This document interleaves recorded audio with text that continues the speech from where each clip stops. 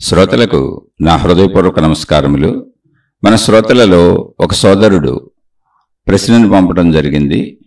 ఆ ప్రశ్న వారి వ్యక్తిగతము అంటే వారి కుమారుడికి వివాహం చేశారు, వాళ్ళ కోడలు కూడా చదువుకున్నారు, ఇద్దరూ కలిసి ఇతర దేశాలలో ఉంటున్నారు, వాళ్ళకు ఒక పాప కూడా ఉంది. కోడలు ఉద్యోగం చేస్తుంది, ఇద్దరూ కలిసి ఉద్యోగం చేసుకుంటారు అన్న ఉద్దేశంతో వీళ్ళు చదువుకున్న అమ్మాయిని కోడలుగా తెచ్చుకున్నారు. ఇద్దరూ ఇతర దేశంలో ఉంటున్నారు, కానీ కోడలు ఎటువంటి ఉద్యోగం చేయటం లేదు, కొడుకు మాత్రమే ఉద్యోగం చేస్తున్నాడు. దాని వలన కొంత వాళ్ళకి సహజంగా ఆర్థిక వనరులు ఇబ్బంది లేకపోవచ్చు, కానీ ఎక్కువగా దాచుకోవడానికి ఉండదు. ఇబ్బంది ఉందేమో తెలీదు. ఇప్పుడు ఇంకొక జీతం కూడా ఉంటే అది చాలా ఫెసిలిటేట్గా ఉంటుందిగా, మనం అలాగే ఆలోచిస్తాం కదా. వాళ్ళు బాధ్యతారాహిత్యంగా ఉన్నారు, వాళ్ళు ఇష్టం వచ్చినట్టు వాళ్ళు సెల్ఫిష్గా జీవిస్తున్నారు. వాళ్ళ గొడవ వాళ్ళ లోకమే తప్ప ఎవరి గురించి పట్టించుకోవట్లేదు. కానీ వాళ్ళు కూడా వాళ్ళ జీవితాన్ని అందంగా చక్కగా తీర్చిదిద్దుకోవటం లేదు. వాళ్ళకు పాప ఉంది, ఆ పాప భవిష్యత్తు కూడా వాళ్ళు ఆలోచించటం లేదు. ఇలాంటివి అనేక విషయాలు. అంటే కొడుకు కోడలు ఆ పాప వాళ్ళ జీవితాన్ని వాళ్ళు మనం అనుకుంటున్నట్టు జీవించటం లేదు. ఇవే కాదు, ఇలాంటి ఉత్తరాలు నాకు ఎన్నో ఉన్నాయి. అనేక మంది వాళ్ళ పర్సనల్ ప్రాబ్లమ్స్ రాస్తూ ఉంటారు. అంటే సహజంగా ఈ ఆధ్యాత్మిక మార్గాలలో, భక్తి మార్గాలలో వాళ్ళ పర్సనల్ ప్రాబ్లమ్స్ అనేవి చెప్పుకోవటం, ఈ గురువులు, మహాత్ములు, లేకపోతే మాతాజీలు, స్త్రీలైన పురుషులైన వాళ్ళు వీళ్ళకి సలహాలు ఇవ్వటం, ఇటువంటివి జరుగుతూ ఉంటుంది. ఆ నమ్మకాల మీదే అనేక రకాల జాతకాలు, జ్యోతిష్యాలు, గ్రహశాంతులు, రకరకాల పద్ధతులు కూడా ఏర్పడినాయి. సరే, ఏది ఏమైనా ఇక్కడ నేను మాట్లాడేది కేవలము మనను మనం గమనించుకోవటం, మనను మనం చూసుకోవటం, మనను మనం సరి చేసుకోవటం అంతే తెలుసు నాకు. అంతకంటే వేరే ఏ విధమైనటువంటి జ్ఞానం నా దగ్గర లేదు. నాకు అసలు ఏం తెలియదు, నేను చాలా సామాన్య వ్యక్తిని. అయితే ఇది ఆధ్యాత్మిక చదువు, ఆత్మజ్ఞాన చదువు అని చెప్పుకుంటున్నాం. ఇందులో ఎప్పుడు నేనే ఉంటాను, వ్యక్తిగతమే ఉంటుంది. ఇప్పుడు వీరు చెప్పిన సమస్యలన్నీ నాకు కూడా ఉన్నాయి. నాకు పిల్లలు ఉన్నారు, నాకు కుటుంబం ఉంది, నాకు తల్లిదండ్రులు ఉన్నారు. మొత్తం అందరికీ ఎలా ఉంటుందో బంధువర్గం అలా నాకు ఉన్నారు. ఇప్పుడు అందరికీ ఎటువంటి సమస్యలు ఉంటాయో అంతకంటే ఎక్కువ సమస్యలు ఉన్నాయి నాకు కూడా. నాకు తల్లి చిన్ననాడే చనిపోయింది, నా 6వ ఏట తల్లి చనిపోయింది. నేను ఇప్పటికి ఈ రోజు కూడా నా తల్లిదండ్రులతో కలిసి లేను. మీతో ఇన్ని విషయాలు చెబుతున్నాను, ఇలా శీర్షికలు పంచుకుంటున్నాను. కానీ మా బంధువులు, నా సొంత వాళ్ళు, మొత్తం మా వాళ్ళందరూ నన్ను ఒక పనికిరాని వాడిని అనుకుంటారు. మళ్ళీ నాకు భార్య ఉంది, నాకు పిల్లలు ఉన్నారు. నా బంధువర్గంతో ఎవరితోనూ నాకు ఎటువంటి సత్సంబంధాలు లేవు. ఓన్లీ నా భార్య, పిల్లలు, నేను బ్రతుకుతున్నాం. అది కూడా జీవితకాలం మౌనం అని పెట్టుకొని ప్రశాంతంగా కూర్చున్నాను. అంటే ఎన్ని రకాల సమస్యలు ఉండి ఉంటే ఎలా ఉండి ఉంటాను? జీవితకాలం మౌనం అని పెట్టుకొని ఉంటాను. ఇది ఎందుకు చెబుతున్నానంటే నా సొంత డబ్బా కొట్టుకోవడానికి కాదు. సమస్యలు లేని కుటుంబం ఉండదు, సమస్యలు లేని మనిషి ఉండడు, సమస్యలు లేని శరీరం ఉండదు. సమస్య సాధన. ఎంతోమంది, ఇప్పుడు ఈ సోదరుడు కదా, ఎంతోమంది అనేక రకాలుగా వాళ్ళ అభిప్రాయాలు అడుగుతూ ఉంటారు. ఏమండి, నా భర్త ఎలా ఉన్నాడు, నా భార్య ఎలా ఉంది, పిల్లల మాట వింటలేదు. అంటే అందరూ చెప్పేది ఏంటి అంటే, ఎదుట వాళ్ళు మేము అనుకుంటున్నట్టుగా ఉండలేదు, వాళ్ళ భవిష్యత్తుని మేము తీర్చిదిద్దుదాం అనుకుంటున్నాం, కానీ వాళ్ళు అలా ఉండలేదు. ఆధ్యాత్మికత ఏంటంటే అది భౌతికంలో నిజమో అబద్ధమో అవునో కాదో నాకు తెలీదు. ఎందుకంటే అవి నాకు ఉన్నాయి. నాకు పిల్లలు ఉన్నారు, నన్ను తీర్చిదిద్దుదాం అనుకున్నారు నా తల్లిదండ్రులు. నా సొంత వాళ్ళు, నా తల్లిదండ్రులు నన్ను తీర్చిదిద్దుదాం అనుకున్నారు, వాళ్ళ లైన్లో తీసుకెళ్దాం అనుకున్నారు. కానీ నేను వాళ్ళ లైన్లో లేని ఈ లైన్లోకి వచ్చాను. ఇలా మీతో పంచుకుంటున్నాను. ఈ జ్ఞానం అసలు జ్ఞానమే కాదని, మేము వెళుతున్న లైన్లో, మేము వెళుతున్న మార్గంలోనే, ఎందుకంటే వాళ్ళు నాకంటే హైయెస్ట్లో 100 రెట్లు 1000 రెట్లు 1,00,000 రెట్లు అధిక స్థానంలో ఉన్నారట, ఆధ్యాత్మికతలో కానీ భౌతికంలో కానీ, ఏ రకంగా అయినా. వాళ్ళని అనుసరించేవాళ్ళు, ఆధ్యాత్మికతలో వాళ్ళని అనుసరించేవాళ్ళు లక్షల్లో కోట్లలో ఉన్నారు. ధనపరమైన అన్ని రకాల వనరులు వాళ్ళకు ఉన్నాయి. కాబట్టి వాళ్ళు అనుకోవటం తప్పే ఉంది. కాబట్టి నన్ను తీర్చిదిద్దుదాం అనుకుంటే నేను కుటుంబ సమేతంగా పక్కదారి పెట్టేశాను. ఇదిగో ఇలా మీకు చెప్పేటువంటి విషయాలన్నీ పనికిరాని విషయాలు, ఇదో పనికొచ్చే విషయాల్లో మనిషి సాగాలి అనేది వాళ్ళ ఉద్దేశం. రైటే, కానీ నా ఉద్దేశం ఇది. దానికోసం డబ్బును వదులుకున్నాను, మనుషులను వదులుకున్నాను, నాకు అర్థమైంది ఇదే కాబట్టి ఇందులో ఇలా సాగుతున్నాను. అలా వదులుకోవడానికి నేను వదులుకోలేదు, పరిస్థితులు వచ్చినాయి. పరిస్థితులు ఏంటి? కాలము, మన చుట్టూ ఉన్నటువంటి ప్రకృతి. కాలమని మనం ఏర్పరుచుకుంది, కానీ మన పరిస్థితులన్నీ ప్రకృతే, సృష్టి. ఆ సృష్టిలో మన నడక ఎటు సాగుతుందో అటు సాగుతూ ఉంటుంది. యద్భావం తద్భవతి. ఎవరెవరు ఏమేం కోరుకుంటున్నారో, ఎవరెవరు బుద్ధులు ఎలా ఉన్నాయో, ఎవరెవరు గుణగణాలు ఎలా ఉన్నాయో, ఎవరెవరు ఏమేమి కర్మలు చేసి అనుభవించడానికి వచ్చారో, ఇప్పుడు ఏమేమి కర్మలు చేస్తున్నారో, ఇక్కడ చాలా సూక్తులు ఉన్నాయి. యద్భావం తద్భవతి. మీ భావం ఏదో అంటే మీరు ఏమనుకుంటున్నారో అదే సిద్ధిస్తుంది మీకు. అది మంచి చెడు అన్నది పాయింట్ కాదు అసలు. అది దేవుడా దెయ్యమా అన్నది పాయింట్ కాదు. అది మతమా గురువా అన్నది పాయింట్ కాదు. అది భౌతికమా ఆధ్యాత్మికమా అన్నది పాయింట్ కాదు. యద్భావం తద్భవతి. మీ అంతరంగ భావం ఏదో అదే సిద్ధిస్తుంది. మీరు బాహ్యానికి చేసే, ఒకవేళ ప్రజల్ని మెప్పించడానికో ఎవరినో మురిపించడానికో చేసే క్రియలు కాదు. నీ అంతరంగ భావం ఏదో అదే నీకు జీవితం అవుతుంది, అదే నీ జీవితంలోకి వస్తుంది. ఇది మహాత్ములు చెప్పింది. అలాగే బుద్ధి కర్మానుసరిణే. ఇవన్నీ కూడా చక్కగా అర్థం చేసుకోవాలి. మనకు అనుకూలంగా కాదు అర్థం చేసుకోవాల్సింది, ఉన్నదాన్ని ఉన్నట్టుగా. బుద్ధి కర్మానుసరిణే అంటే ఏంటో తెలుసా? ఎవరు ఎన్ని చెప్పినా మన బుద్ధి మనం చేసినటువంటి గత కర్మల ఫలంగా మనం పొందవలసినటువంటి ఫలితములు ఏమున్నాయో, మన జీవితంలో మనం పొందవలసిన ఫలితములు ఏమున్నాయో, ఆ ఫలితములు మనం పొందేలా, అవి మంచి కావచ్చు, చెడు కావచ్చు, దేవుడు కావచ్చు, దెయ్యం కావచ్చు, ప్రకృతి కావచ్చు, వికృతి కావచ్చు, ఏదైనా కావచ్చు. ఇందులో మంచి చెడు అని నేను అసలు చెప్పట్లా.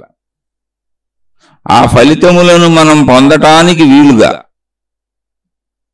మన ఆలోచన అలాగే పనిచేస్తుంది, మన బుద్ధి అలాగే పనిచేస్తుంది. బుద్ధి కర్మానుసరిణే అంటే మనం ఎటువంటి కర్మలు, అంటే ఎటువంటి పనులు చేస్తే, ఎలా ఆలోచిస్తే, ఎలా జీవిస్తే, ఎటువంటి పనులు చేస్తే మనకు లాభాలు వస్తాయో నష్టాలు వస్తాయో, కష్టాలు వస్తాయో ఇష్టాలు వస్తాయో, మంచి జరుగుద్దో చెడు జరుగుద్దో, ఏదైనా కానివ్వండి, అటువంటి ఆలోచనలే చేస్తాం మనం, అటువంటి పనులే చేస్తాం.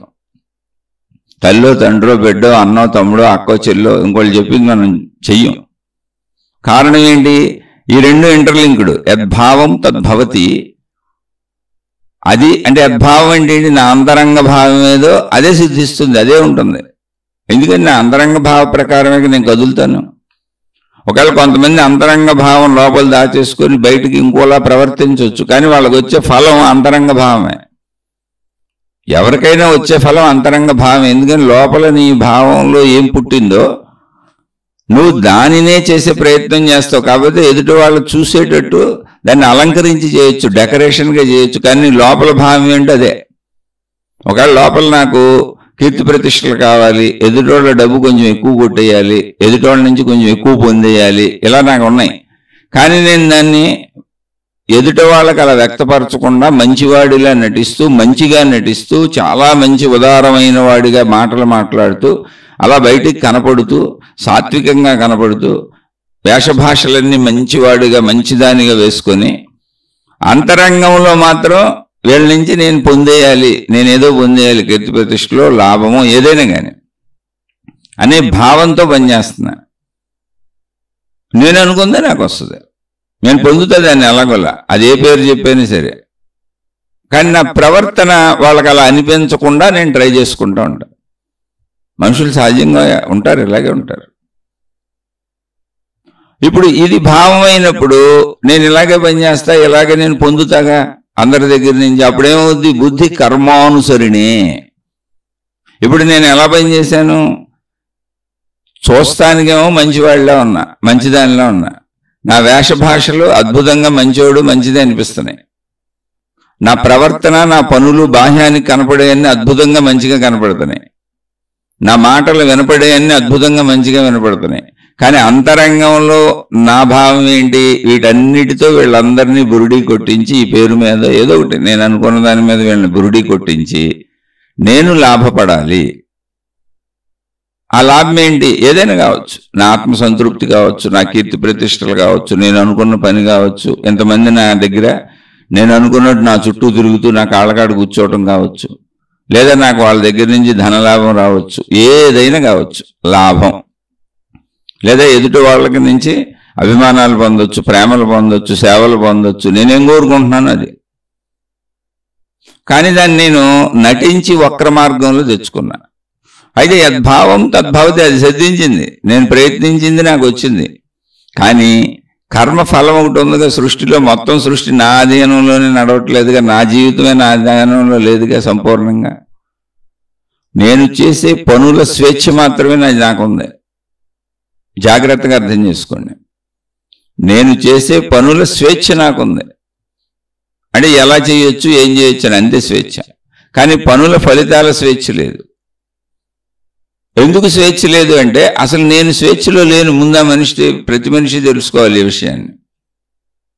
నేను స్వేచ్ఛ ఉందనుకుంటున్నా స్వేచ్ఛ లేని మనిషిని. ఎందుకని? నేను ఆహారం తినకుండా బతకలేను. ఆహారం మీద ఆధారపడి నా జీవితం ఉంది. ఆహారం ఎక్కడుంది?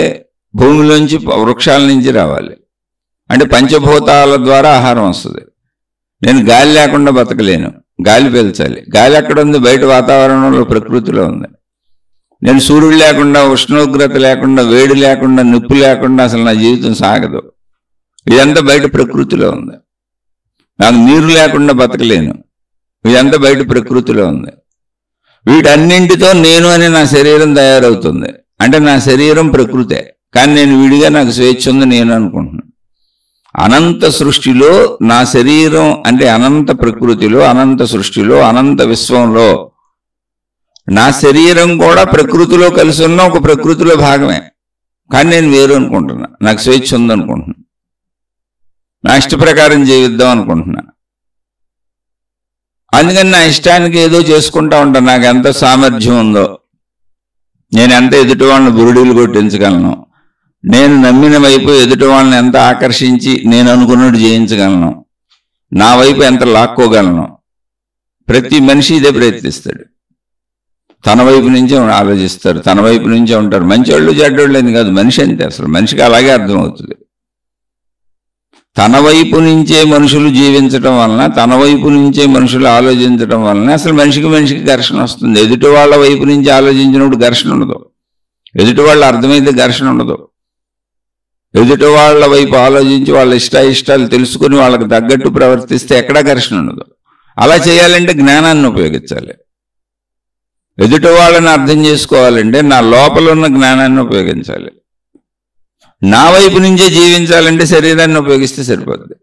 అందుకని శరీర సహజంగా జీవించుకుంటూ వెళ్ళిపోతాను. నా ఇంద్రియాలకి ఏంటి, నాకేంటి, నాకు అనిపించింది, నాకు వినిపించింది, నాకు కనిపించింది, నాకు తెలిసింది, నేను నమ్మింది, నేను అనుకున్నది, నేను కోరుకున్నది, నేను ఇష్టపడింది, ఇదే కరెక్ట్ నాకు. కాబట్టి ఆ వైపు అందరినీ లాగుదామని ప్రయత్నిస్తా. అది ఇంట్లో కుటుంబ సభ్యులైనా, బయట దేవుళ్ళు, దేవతలు, మతాలైనా అంతే. మానవ నైజం అది. ఓకే, అలా ప్రవర్తించాను, నేను చేస్తున్నాను, అంత బాగానే ఉంది. కానీ నేను ఎక్కడున్నాను? ప్రకృతిలో భాగంగా ప్రకృతిలోనే ఉన్నా. నా శరీరం ఏంటి? కొంచెం గాలి, కొంచెం నీళ్లు, కొంచెం సూర్యరశ్మి, ఉష్ణోగ్రత, కొంచెం మట్టి. మట్టి అంటే ఆహార ధాన్యాలు మొత్తం. ఇదే నా శరీరం. నిరంతరం దాన్నే తీసుకుంటున్నా లోపలికి. మార్పు చెందినటువంటి పంచభూతాలు, వాటితోనే బతుకుతున్నా. నీరు, తేజస్సు అంటే వెలుగు లేదా ఉష్ణోగ్రత, గాలి అయితే డైరెక్ట్గా అయ్యే తీసుకుంటున్నా. మార్పు చెందిన ఆహార పదార్థాలు భూతత్వం నుంచి వచ్చినాయి, అందులో కూడా పంచిపోతాలు. అంటే అసలు ఇప్పుడు నేను కాదు ఈ విషయం గ్రహిస్తే. నేను ప్రకృతిలో ఒక అంశం. అంటే చెట్టుకున్న ఒక ఆకు లాంటి వాడిని. అయితే చెట్టుకున్న ఆకు అలా లింకప్ మనకు కనపడుతుంది.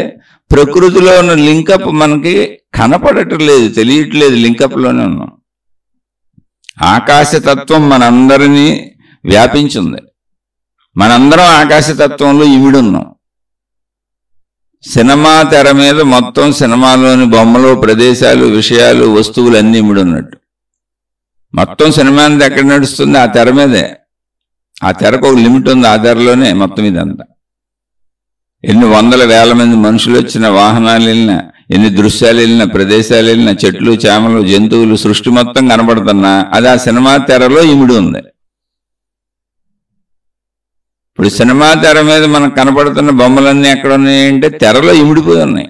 అందుకే తెర కనపడదు. బొమ్మలను తీసేస్తే తెర కనపడుతుంది. అలాగే మనం ప్రకృతిలో ఇమిడిపోయి ఉన్నాం, ఆకాశతత్వంలో ఇమిడిపోయి ఉన్నాం, అందులో కలిసిపోయి ఉన్నాం. మనకే దానికి భిన్నత లేదు. కానీ నేను అనే బొమ్మలు తీసేస్తే, సృష్టి అనే బొమ్మలు తీసేస్తే, ప్రకృతి అనే బొమ్మలు తీసేస్తే తెర కనపడుద్ది. అలాగే నేను అనే పరిమిత శరీర భావన తొలగితే ఆత్మ అర్థమవుద్ది, అదే తెర. ఆకాశతత్వం అర్థమవుద్ది, అనంత ఆత్మశక్తి అర్థమవుద్ది. రెండు ఒకటే. సరే, తీయలేదు, మామూలుగా మనం జీవించగలుగుతాం. ఇప్పుడు మనం మాట్లాడేది మామూలు విషయం కాబట్టి నేను ఎలాగోలా నాకు నచ్చినట్టు జీవించా. యద్భావం తద్భవతి. నా భావానికి అనుగుణంగా అందరినీ ట్రాప్ చేసి అది సిద్ధింప చేసుకున్నా. ఓకే, బాగానే ఉంది. ఇప్పుడు వెంటనే ఏమైందంటే బుద్ధి కర్మానుసరిణే అయింది. ఎందుకని? అసలు నీ శరీరంలో ఉన్న ఆహారం పంచిపోతాలు, నువ్వు బతుకుతుంది పంచిపోతాలతో. మొత్తం నీ లోపల ఉన్నదంతా ప్రకృతి శక్తి, అది ఏకంగానే ఉంది. కాబట్టి అది కర్మ సిద్ధాంతం ప్రకారం సృష్టి మొత్తం అన్నిటికీ అన్ని సమానంగా అందిస్తుంది. నువ్వు వేరు భావనతో ఇంకొకరిది లాక్కున్నావు కనుక, అది తెలివిగా ప్రజ్ఞగా వాడి ఉపయోగించావు కనుక, ఆ సిద్ధాంతం ప్రకారం మళ్ళీ నువ్వు ఎంత నష్టపోవాలి, ఎంత కష్టపడాలంటే ఎంత మోసగించి తెచ్చుకున్నావు, ఎంత నమ్మించి తెచ్చుకున్నావు, ఎంత నటించి చేసావు, ఎంత ఎదుటి వాళ్ళందరినీ లాక్కొచ్చావు నీ వైపుకి, ఒక నమ్మకాన్ని కలిగించావు, ఎంత జాగ్రత్తగా ట్రాప్ చేసావు. అంత ఫలాన్ని మళ్ళీ నీ అంతట నువ్వే పొందేలా, నీ అంతట నువ్వే నష్టపోయేలా, నువ్వంతట నువ్వే కష్టపడేలా, నీ అంతట నువ్వే నీ వాళ్ళని నీ వాటిని కోల్పోయేలా, అంత ఈక్వలెంట్గా అది నీ బుద్ధినే నడిపిస్తుంది.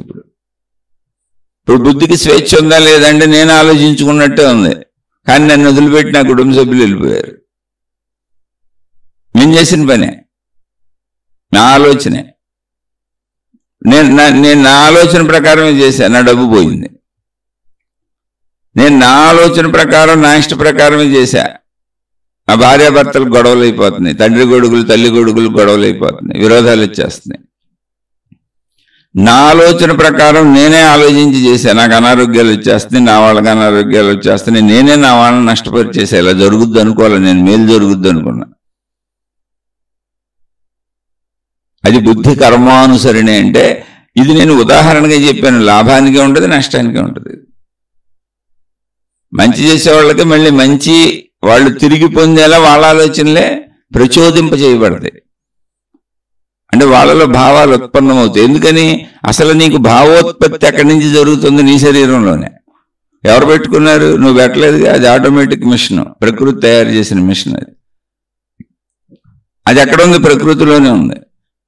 అది ఎలా పనిచేస్తుంది? ప్రకృతితోనే పనిచేస్తుంది.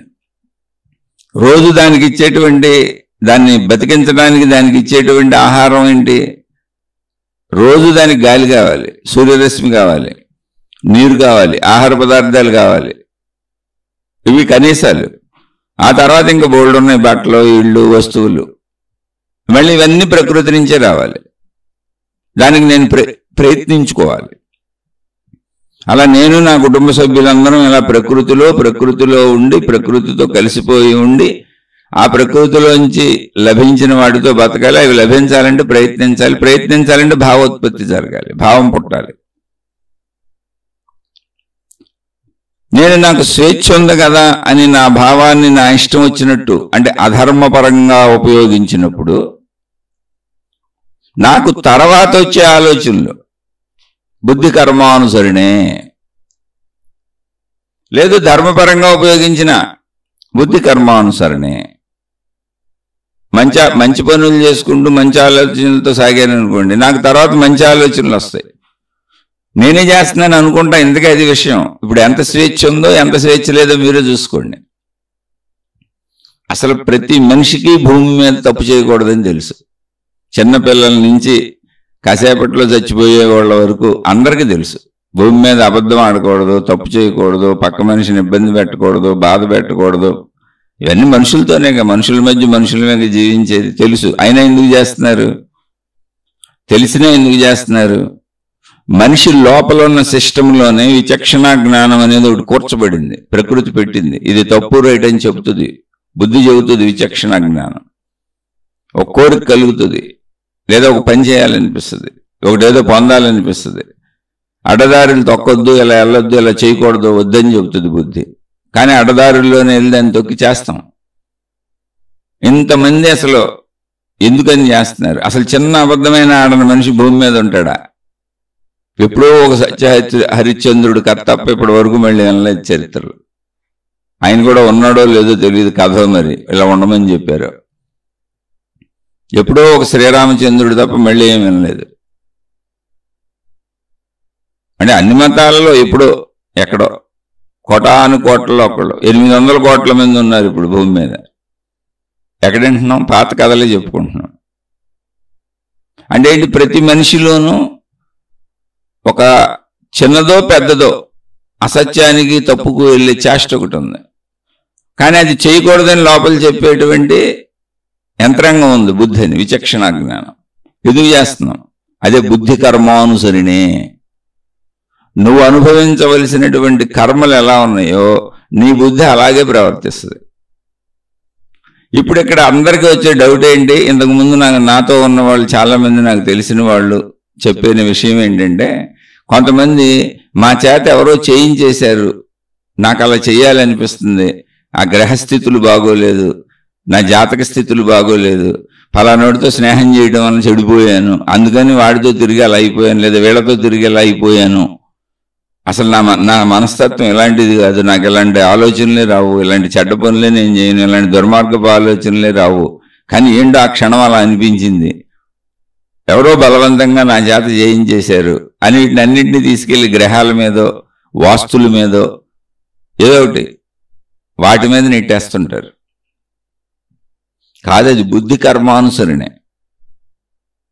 నువ్వు వేటి మీద నెట్టక్కర్లా. నువ్వు చేసినటువంటి, అంటే నువ్వు గతంలో చేసినటువంటి ఆలోచనలు, యద్భావం తద్భవతి పనులేమున్నాయో, అంటే నీ భావ ప్రకారం వాటిని పొందేద్దామని నువ్వు చేసిన ప్రయత్నాలు ఏమున్నాయో, అవి మంచివైతే తిరిగి నీకు మంచి ఆలోచనలు ప్రేరేపించబడతాయి, అవి చెడ్డవైతే తిరిగి నీకు చెడ్డ ఆలోచనలు ప్రేరేపింపబడతాయి. అందుకే మీరు గమనిస్తే గాయత్రి మంత్రాన్ని ఒకసారి జాగ్రత్తగా చూస్తే, అంటే ఇవన్నీ పూర్వం సంస్కృతంలో ఉన్నాయి, ఇప్పుడు మనం వాడుక భాషలో చెప్పుకుంటున్నాం. అందులో ధియోయోనః ప్రచోదయాత్ అని ఉంటుంది. అందులో ప్రార్థిస్తూ, భగవత్తత్వాన్ని ప్రార్థిస్తూ ధియోయోనః ప్రచోదయాత్ అని ఉంటుంది. ధి అంటే బుద్ధి, నా బుద్ధిని అలా చక్కగా మంచి వైపు ప్రచోదింపజేయి అని ఉంటుంది. అంటే మన బుద్ధిని ప్రచోదింపజేయబడుతుంది, అది ప్రచోదింప చేస్తున్నారు ఎవరు? మనలో తత్వమే, మనం ప్రకృతిలో కలిసి ఉన్నాం, నేను అనుకుంటున్నాం అంతే. మరి ఇప్పుడు స్వేచ్ఛ ఎంత ఉంది అంటే ఉంది, నీకు విచక్షణ జ్ఞానం, స్వేచ్ఛ ఉంది, నువ్వు మంచిగా ఉండొచ్చు. మంచిగా ఉండకపోతే నెక్స్ట్ వచ్చే ఆలోచనలు నువ్వు ఎలా ఉన్నావో దాన్ని బట్టి అలాంటి ఆలోచనలు ప్రచోదింప చేయబడతాయి నీగానే. అవి నీయా నాయ కాదా, నాకు వచ్చినాయా నీకే తెలియదు. ఎందుకని నీకు ఎప్పుడు వచ్చే ఆలోచనలు అయ్యి. మనం ఆలోచన పుట్టకుండా, భావం పుట్టకుండా ఏం చేయలేం. అసలు మనం ఏం చేయాలన్నా భావాలు పుట్టాలిగా. మనకి భావాలు పుడితేనే మనం చేయగలం, ఒక ఆలోచన పుడితేనే చేయగలం. అసలు కాలు కదపాలన్నా, చేయి కదపాలన్నా, అసలు మెలకు వచ్చి నేను ఈ శరీరము ఫలానా మనిషిని అని మనం గుర్తించాలన్నా భావం పుట్టాలి, ఆలోచన పుట్టాలి. అంటే మన చేతిలో స్వేచ్ఛ ఎంత ఉంది? ఇప్పుడు పుట్టిన ఆలోచన మనల్ని నడిపిస్తుందా, పుట్టిన భావం మనల్ని నడిపిస్తుందా, మనం భావాలు ఆలోచనలు పుట్టించుకుని నడుస్తున్నామా? ఒకసారి జాగ్రత్తగా గమనించుకోండి. ఇదే ఆధ్యాత్మిక పరిశీలన, అన్వేషణ. నిన్ను నువ్వు తెలుసుకోవంటే, నీ లోపల నువ్వు చూసుకొని నువ్వు గమనించుకోండి, వాళ్ళకి అర్థమవుతుంది అక్కడ కూర్చుంటే జ్ఞానం. భావాలు పుడుతున్నాయి, ఆలోచనలు పుడుతున్నాయి. ఆ పుట్టినాయి కాబట్టి నేను నడుస్తున్నా. ఇప్పుడు నా పేరు ఎల్లారావు, ఇంకొకళ్ళ పేరు పుల్లారావు. ఇప్పుడు మెలకువ రాగానే నేను ఎల్లారావుని, నేను పుల్లారావుని, ఇది నా శరీరం, ఇది నా ఇల్లు, నేను ఇక్కడ మా మంచం మీద పడుకొని ఉన్నాను, మా ఇంట్లో ఉన్నాను, ఇది మా ఊరు, వీళ్ళంతా నా కుటుంబ సభ్యులు, ఇవన్నీ నా వస్తువులు అన్న ఈ ఎరుక భావాలు టపటపటపటపటప వచ్చేసి చూడండి. అప్పుడే మనం ఐడెంటిఫై చేసుకోగలుగుతున్నాం. నిద్రలో ఐడెంటిఫికేషన్ లేదు, ఎందుకంటే భావాలు ఆగిపోయినాయి, ఆలోచనలు ఆగిపోయినాయి. అయితే ఇక్కడ జాగ్రత్తగా గమనించండి, ఈ భావోత్పత్తి, ఆలోచనోత్పత్తికి ఇంతకు ముందు కారణం ఏంటి? ఎలా వస్తున్నాయి ఈ భావాలు? భావాలు వస్తున్నమాట నిజమే, కానీ ఎలా వస్తున్నాయి? వీటికి మూలం ఏంటి? మళ్ళీ నేనే. యద్భావం తద్భవతి. నేను లోపలేసుకున్న పనులు, నేను చేసిన పనులు. నాకు పుల్లారావు అని పేరు పెడితే నేను పుల్లారావుని అని నేను అనుకున్నా. నేను ఎల్లారావుని అని నేను అనుకున్నది పేరు.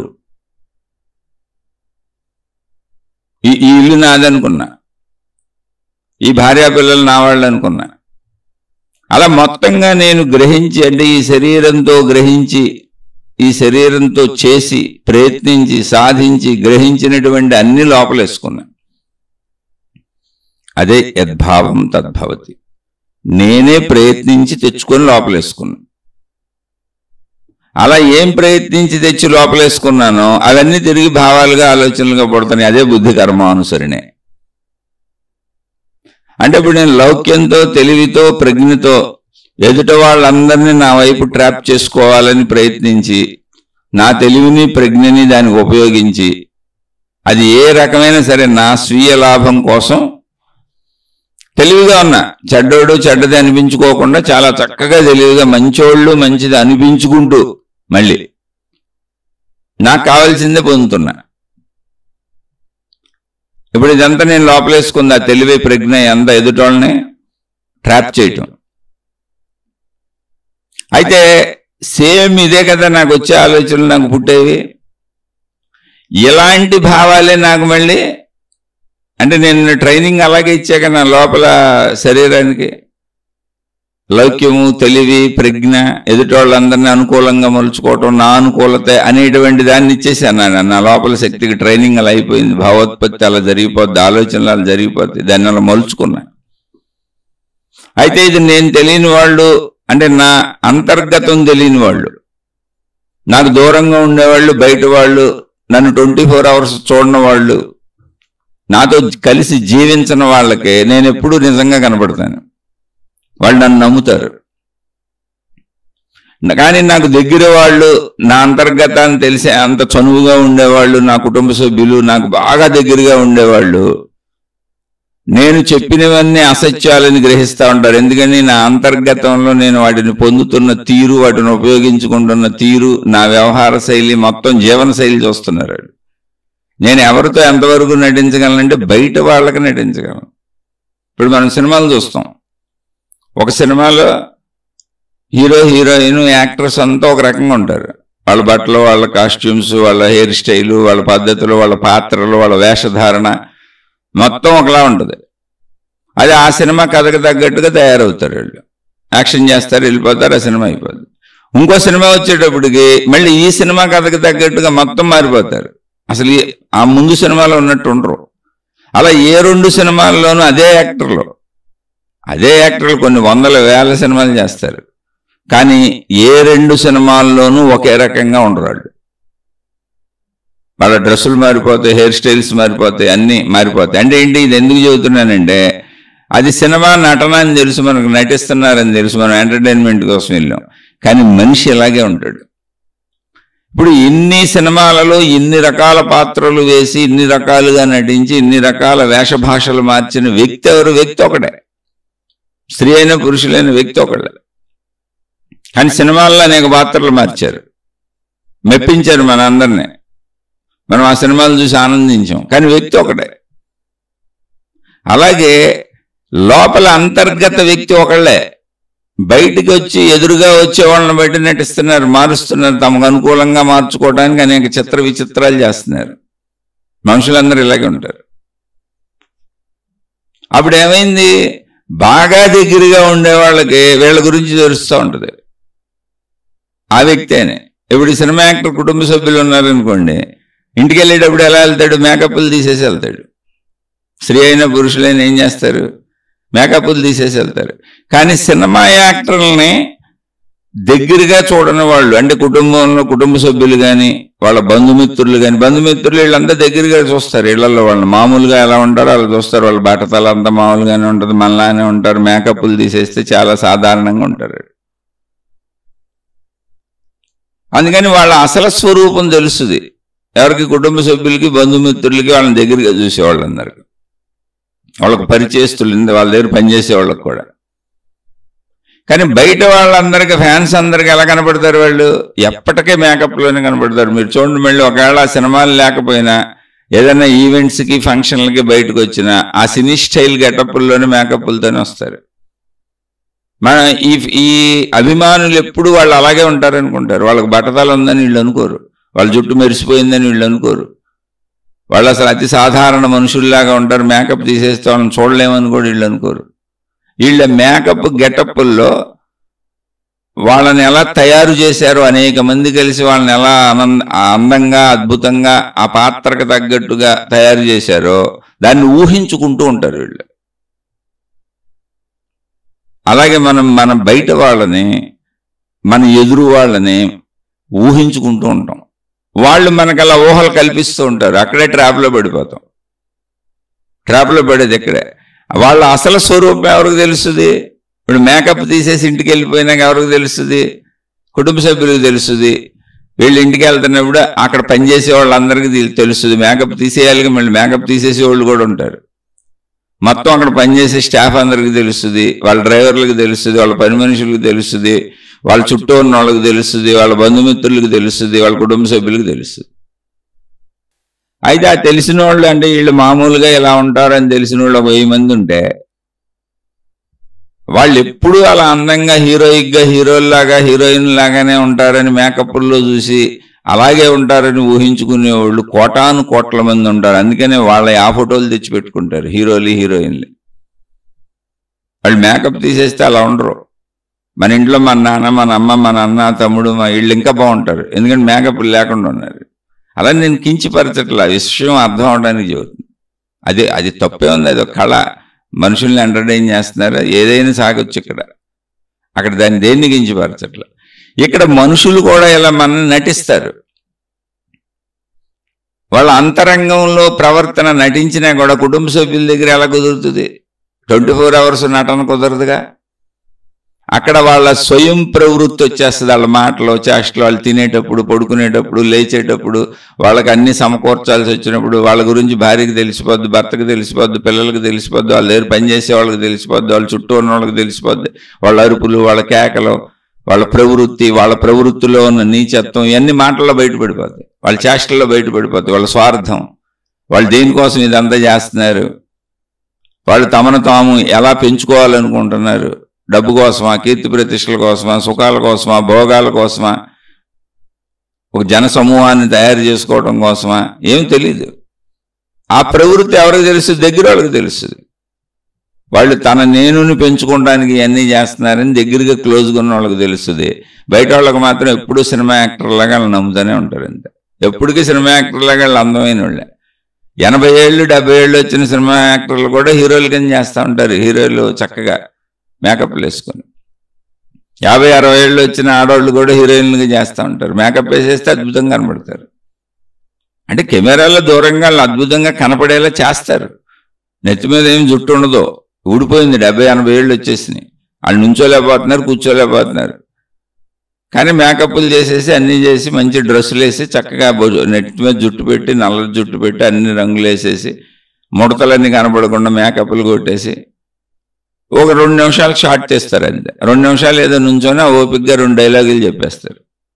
మళ్ళీ తర్వాత వాళ్ళు నుంచోలేరు, మామూలు ఎలిమెంట్లు కూర్చుంటారు, ఓపిక సరిపోదు. కానీ సినిమాల్లో మనకు అలా చూపిస్తారు, 2 నిమిషం షాట్లు తీసుకుంటూ వాటిని కలుపుకుంటూ 2.5 గంటలు 3 గంటలు సినిమా తయారు చేస్తారు. అది తప్పు కాదు, అది అందరికీ తెలిసిన సత్యం, అందులో మోసమే లేదు. అది మన ఎంటర్టైన్మెంట్ కోసం జరుగుతుంది. కానీ బాహ్యంలో అది మోసం. అలా ఎప్పుడైతే బాహ్యంలో ఉన్న వ్యక్తి అలా నటిస్తున్నాడో వాళ్ళ స్వరూప స్వభావాలు దగ్గర వాళ్ళకి తెలుస్తాయి. అందుకని చాలా మందికి ఏం జరుగుతుందంటే దగ్గర వాళ్ళు వదిలేసి వెళ్ళిపోతారు, వాళ్ళ గురించి బాగా తెలిసిన వాళ్ళు వదిలేసి వెళ్ళిపోతారు, వాళ్ళని వదిలేసి వెళ్ళిపోతారు. అంటే వాళ్ళు బయట నుంచి పొందుదామని ఎంత ప్రయత్నించారో వాళ్ళు పోగొట్టుకున్నది కూడా అంతే ఉంటుంది ఈక్వల్గా. కానీ కోరిక పొందుదామని, అందరూ నన్ను పొగడాలని, వాళ్ళ డబ్బు నాకు వచ్చేయాలని, అందరూ నన్ను నాయకురాలు అనుకోవాలని, అందరూ వాళ్ళకేదో కాంక్ష ఉంది కదా, యద్భావం తద్భవతి తీరే, దాన్ని సిద్ధింప చేసుకుంటూ ఉంటారు. వీళ్ళు పొగడపోతే నన్ను పొగిడేవాళ్ళు కావాలి, నన్ను ఎత్తేసేవాళ్ళు కావాలి, నన్ను నాయకుడు అనేవాళ్ళు కావాలి, నాయకురాలు అనేవాళ్ళు కావాలి, నన్ను దేవుడు అనేవాళ్ళు కావాలి, దేవత అనేవాళ్ళు కావాలి, గురువులు అనేవాళ్ళు కావాలి, మహాత్ములు అనేవాళ్ళు కావాలి. ఈ కుటుంబ సభ్యులు 4 పోతే నాకేమైంది అంటే అది కాంక్ష కదా అది. కానీ నువ్వు ఈక్వలెంట్గా అంతా పోగొట్టుకుంటావు. బుద్ధి కర్మానుసరినే అలా పోగొట్టుకునేలా నీ భావ ప్రకటన వీళ్ళకు ఉండదు. వీళ్ళతో కూడా అలాగే నటిస్తావు. మళ్ళీ అక్కడ నటించిన బుద్ధి ఎక్కడ ఊరుకోదు కదా, ఇక్కడ కూడా నాకు అనుకూలంగా ఉండమని అడుగుద్ది. అయితే వీళ్ళు సొంత వాళ్ళు అవడం, బాగా దగ్గర వాళ్ళు అవడం వలన ఎందుకు అడుగుతున్నారో, నాకు అనుకూలంగా కోరుకుంటున్నారని వాళ్ళ నటన తెలిసిపోద్ది వీళ్ళకి. అందుకని వాళ్ళని వదిలేస్తారు. వీళ్ళదంతా ఒక స్వార్థపరత్వం, ఇది సరైన విధానం కాదు అని. అంటే ఒక సినిమా యాక్టర్ 80 ఏళ్ళు వచ్చినా ఎలా ఉంటాడో ఒక అభిమానికి తెలీదు. విడిగా ఇంట్లో ఎలా ఉంటాడు, ఆ జుట్టు ఊడిపోయింది, బట్ట ఊడిపోయింది, మేకప్ లేదు, జబ్బులు పాలయ్యాడు. వాళ్ళు న్యాచురల్గా వాళ్ళు పెద్ద పెద్ద విషయాలు ఏమన్నా కొంచెం బయటకు వస్తే తప్ప వాళ్ళ ఆరోగ్యాలు ఏమీ తెలియవు. ఎవరికి తెలియనివరు సెలబ్రిటీలు ఎవరే తెలియదు, బయటికి తెలియనివరు. ఎందుకని ఆ సెలబ్రిటీ హోదా పడిపోకూడదు. అయితే అది లోకరీతి, అది ప్రపంచం, అది వ్యాపారం, అది బతుకు తెరువు, అందులో తప్పు లేదు. కానీ ఇక్కడ ఈ తెలియనివ్వకపోవటం అనేది కుదరదు. బుద్ధి కర్మానుసరినే వాళ్ళకి అది వృత్తి, వాళ్ళ బ్రతుకు తెరువు వృత్తి అది. ఇక్కడ అలా ప్రవర్తించే వ్యక్తికి ఏమవుద్దంటే, నువ్వు ఎలా ప్రవర్తించి అందరినీ ఆకర్షించుకుంటున్నావో, అన్నీ ఏదో నీకు అనుకూలంగా పొందేద్దాం అనుకుంటున్నావో, నీకు బాగా దగ్గర వచ్చిన వాళ్ళు కానీ, నీ కుటుంబ సభ్యులు కావచ్చు, నీ క్లోజ్గా ఉండేవాళ్ళు కావచ్చు, నీకు బాగా దగ్గరగా వచ్చిన వాళ్ళకి నీ నిజస్వరూపం తెలుస్తూ ఉంటుంది. నీలాంటి దొంగలైతే నీతో స్నేహం చేసి ఉంటారు, అందరం దొంగలు ఊళ్ళు పంచుకున్నట్టుగా. అందుకే చూడండి, సుజాతి పక్షులన్నీ ఒక్క కొమ్మ మీద వాళ్తాయి. తాగుబోతులంతా కలిసి తిరుగుతారు, పేకాటోళ్ళంతా కలిసి తిరుగుతారు, వ్యభిచారులంతా కలిసి తిరుగుతారు.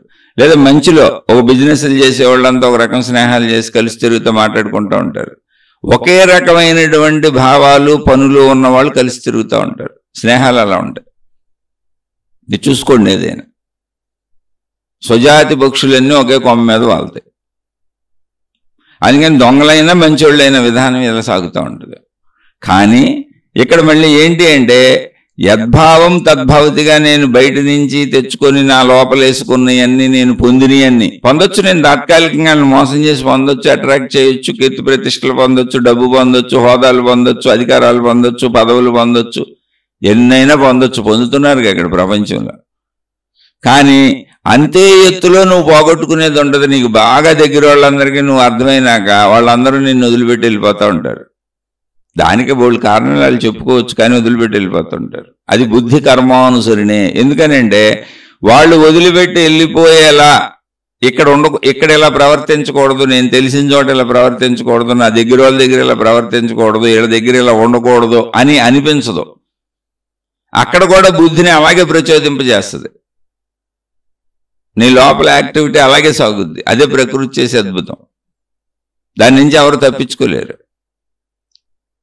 అందుకని నీకు స్వేచ్ఛ ఉందా, స్వేచ్ఛ లేదంటే స్వేచ్ఛ ఉంది. డిస్క్రిమినేషన్ పవర్తో నువ్వు ఎప్పుడు మంచి చేయొచ్చు, ఎప్పుడు మంచి చేయొచ్చు. అప్పుడు నీకు ఆలోచన, తదుపరి ఆలోచన కూడా మంచిదే వస్తుంది.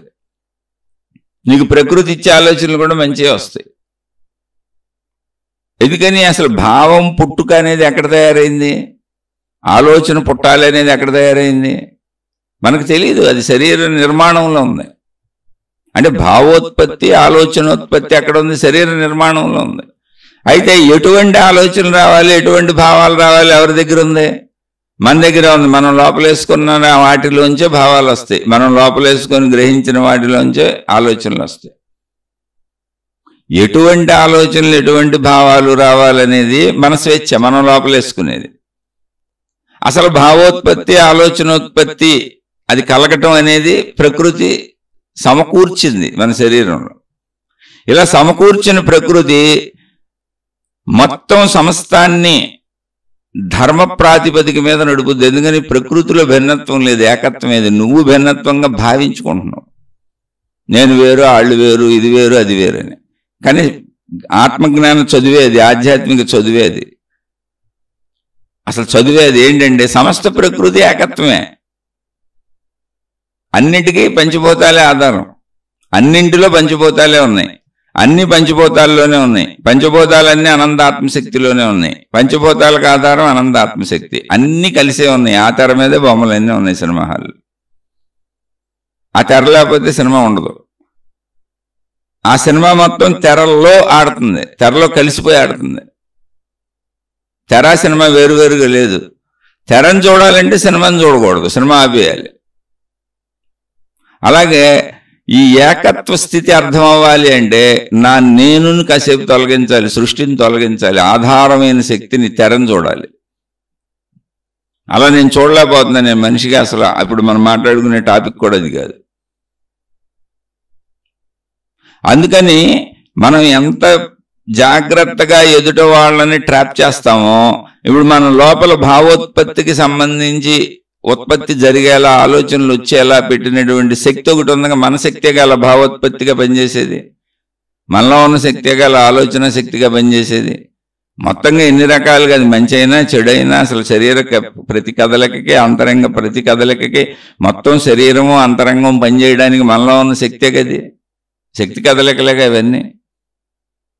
అందుకని ఆ శక్తిని నువ్వు ఏ విధంగా కదిపావో, ఎదుటి వాళ్ళకి ఏ విధంగా కదిపావో, అది నీకు కూడా అలాగే కదుపుద్ది, నీకు కూడా అలాగే కదులుద్ది, నీ వాళ్ళకు కూడా అలాగే కదులుద్ది. నువ్వు మార్చుకోలేవు. నేను మేలు చేసుకుంటున్నాను అనుకుంటావు కానీ నువ్వు మేలు చేసుకోలేవు. ఎందుకంటే నీకు కూడా అలా వంకరగానే కదిలింది. అది అంటే వంకర ఆలోచన ఇచ్చింది, అది నీకు కూడా తెలియదు. నేను మేలు చేశాను మా వాళ్ళకంటావు. అందుకే చాలామంది ఎంత ప్రయత్నించినా కొన్ని సందర్భాలలో వాళ్ళకి ఏం చేసుకోలేరు. విపరీతమైన పవర్ ఉంటుంది, విపరీతమైన డబ్బు ఉంటుంది, విపరీతమైన హోదాలు ఉంటాయి. కానీ వాళ్ళ దగ్గరికి వచ్చేటప్పటికి నిస్సహాయాలు అయిపోయి కూర్చొని ఉంటారు. జరగవు, అసలు ప్రకృతి అనుమతించదు.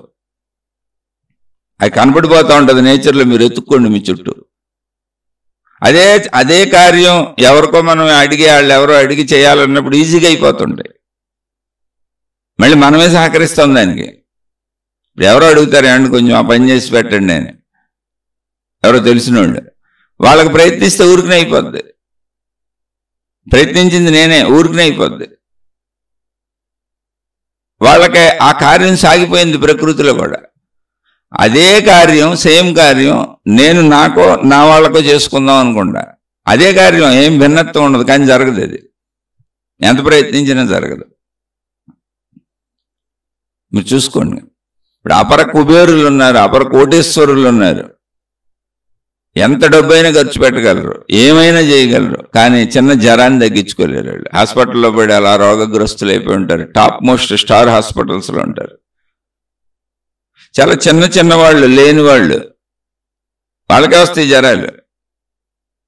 అసలు కొంతమంది బిళ్ళలేసుకోకుండా తిరిగేస్తే తగ్గిపోద్ది. పని చేసుకుంటూ పోతానే ఉంటారు జ్వరంలో కూడా, దగ్గులు జలుబులు జ్వరాల్లో కూడా. లేదా ఇలా పక్కన ఏదో ఆ ఊళ్ళో దొరికే చిన్నది ఆర్ఎంపీ దగ్గర బిళ్ళలు తెచ్చుకుంటారు, 2 వేసుకుంటారు, తగ్గిపోతుంది. లేదా మెడికల్ షాప్లో అడిగి తెచ్చుకుంటారు, వేసుకుంటారు, తగ్గిపోతుంది. ఇక్కడ ఎందుకు తగ్గిపోయిందో అక్కడ ఎందుకు తగ్గలేదు ఎవరో చెప్పలేరు. ఎందుకు ఎవరో చెప్పలేరంటే ఇది మనం ఏకత్వ ప్రకృతిలో చోట్ల చూస్తే చెప్పచ్చు.